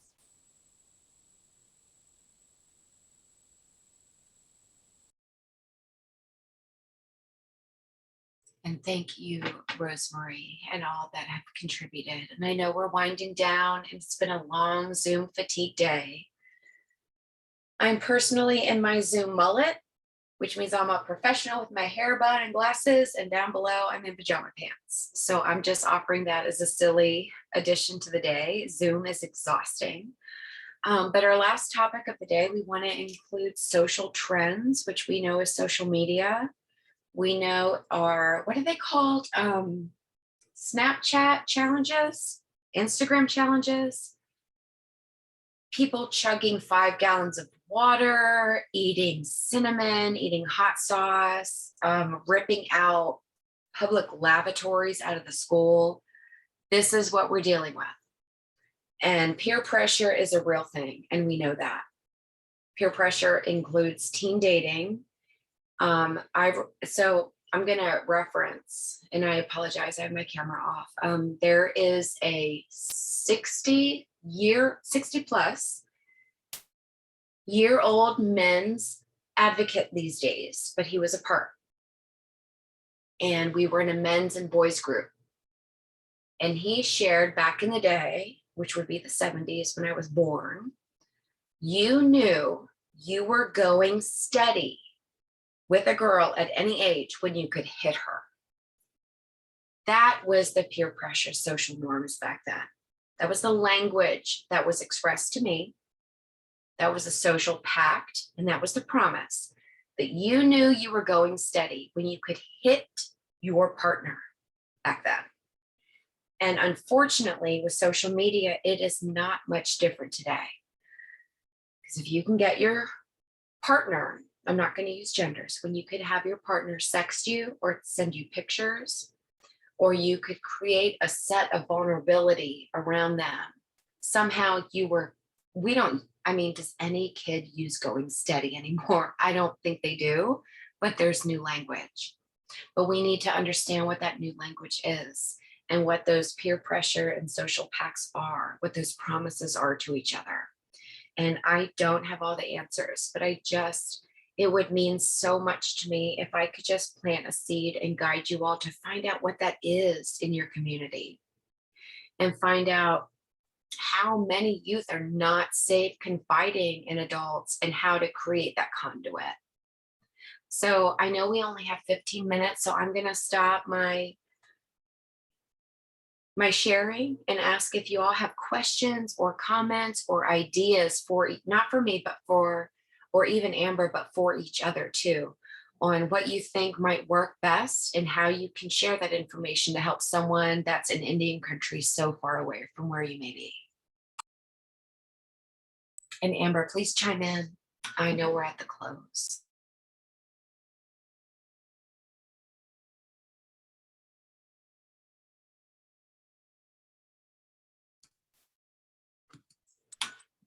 I just want to say thank you, Rebecca. It's been a very wonderful presentation today.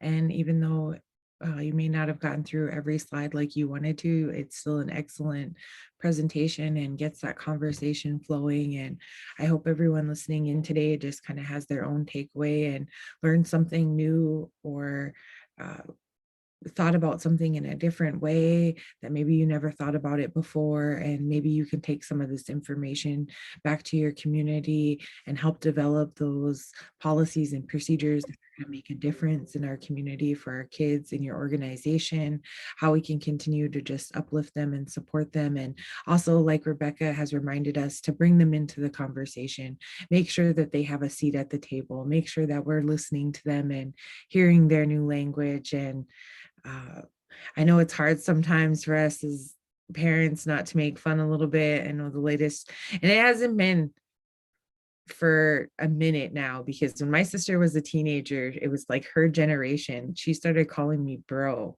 And I'm like, what do you mean? Like, I'm your sister. And now it just moved to straight on brah. And you're like, what are you saying to me?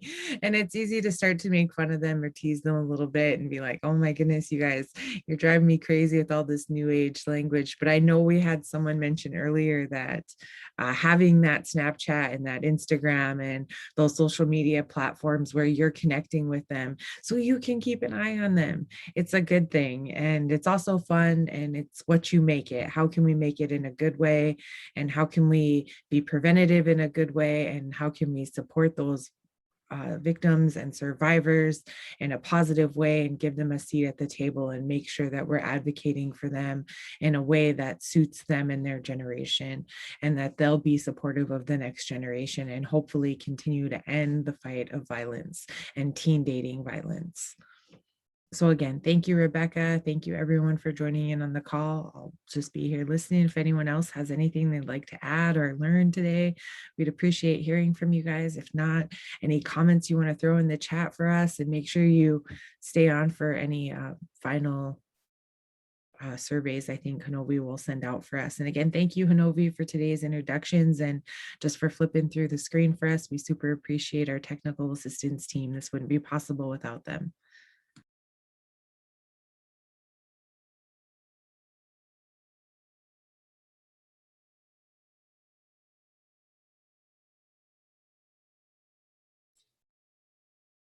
Thank you so much, Amber. As you can see, I just had to do this. I had to let my hair down and just, because it's been a lot today.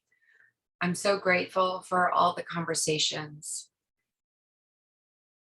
Please add to the chat any questions or comments, but I want you to know how appreciative we all are that you invested expanding where your heart and your mind are on teen dating violence, because it's all around us.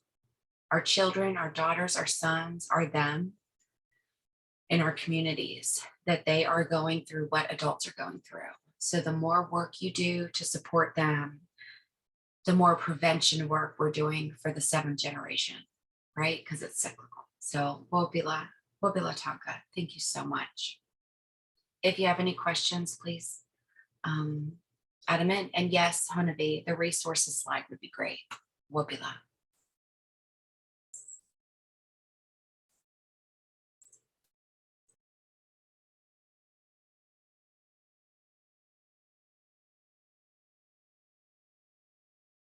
And Donna, you're the shit. Thank you so much. I appreciate all of your comments and your contributions to our time together, Donna. I can't wait to visit with you offline. Thank you. I feel the same way, Rebecca. This was phenomenal. You know, Rebecca, I just wanted to thank you for you and Amber, you know, your flexibility today in terms of just steering the conversation as it unfolded. And I think the things that needed to be shared. And yeah, like I said, I was totally truthful. This was the most engaging presentation I've attended, not only this year, but probably last year as well. It's in the top. So um, yeah, I just wanted to really extend my gratitude, um, and just looking forward to other opportunities in the future. Um, Not only for our advocates, but obviously for our youth as well, um, to have opportunities to engage in conversations like this. So I'm just so glad I could be present, engaged, and have that time to reflect. So yeah, just wanted to mention that. Wobila Taka. Thank you so much, Donna. Hi, this is Rosemary. I wanted to share and say thank you to, thank you, Donna. Those are my words exactly to Rebecca and Amber and everyone else in the room sharing. I didn't turn my camera on because I'm in my jammies too. That's why I haven't turned my camera on. But I wanted to just say thank you so much for all this information. I am, a healthy relationships advocate. So I work with everybody across the board, the adults and children. And one of the things that, the takeaway for me today, prior to coming to this room and hearing the wisdom, was that I was like, well, I don't know if I could do it. I don't know if I can, reach the youth the way that I would like to, because I was thinking from my perspective, and I have 7 children and 6 grandchildren, and I felt like, oh, okay, well, maybe I could do that. But then listening to like I have a teen son at home now, and it's really hard to talk to him. And then and what I wanted to mention too is that I work with the Aleutian Pribilof Islands, which are communities out in the Bering Sea. And our smallest group village is of 17 people that live in Nikolsky. And then, of course, the other villages are like 60 people. So they're really, really, really small. And very, very lots of things that are going on that are very sad. And I'm not from their region. I'm Athabascan. I'm an interior Alaskan, and they're Anungan people, Aleut people, and so I've always been very fearful to kind of like step into their, that whole idea about, the different cultures, and natives and Indians, like, okay, well, you can't come to our tribe, you can't do this. So thank you so much I just want to say thank you so much for giving me the confidence and the spirit, the good way, the ancestors and the universe to, just kind of put that positive energy to say, you know what, all the ancestors are behind you. We're here for you. We can do this. So thank you, Dogadin, to all of you. Have a good rest of the day. Sorry I talked so long, but I've been holding it all in till now. Thank you. That is so appreciated. The ancestors are with us. They are. That is the best closing of the day. Thank you so much for that. Wobila Tonka, thank you so much. You know how I know they're here, Rebecca? This just hit me. I'm like, why can't I disconnect? You helped with everybody in this room in attendance and the ancestors created that sacred space. So like I feel like weird to click the leave button. I know I need to, but it's yeah, it's like there's a space here that was created over these several hours. And so it makes me think about as well um the need to dedicate the amount of time that's necessary.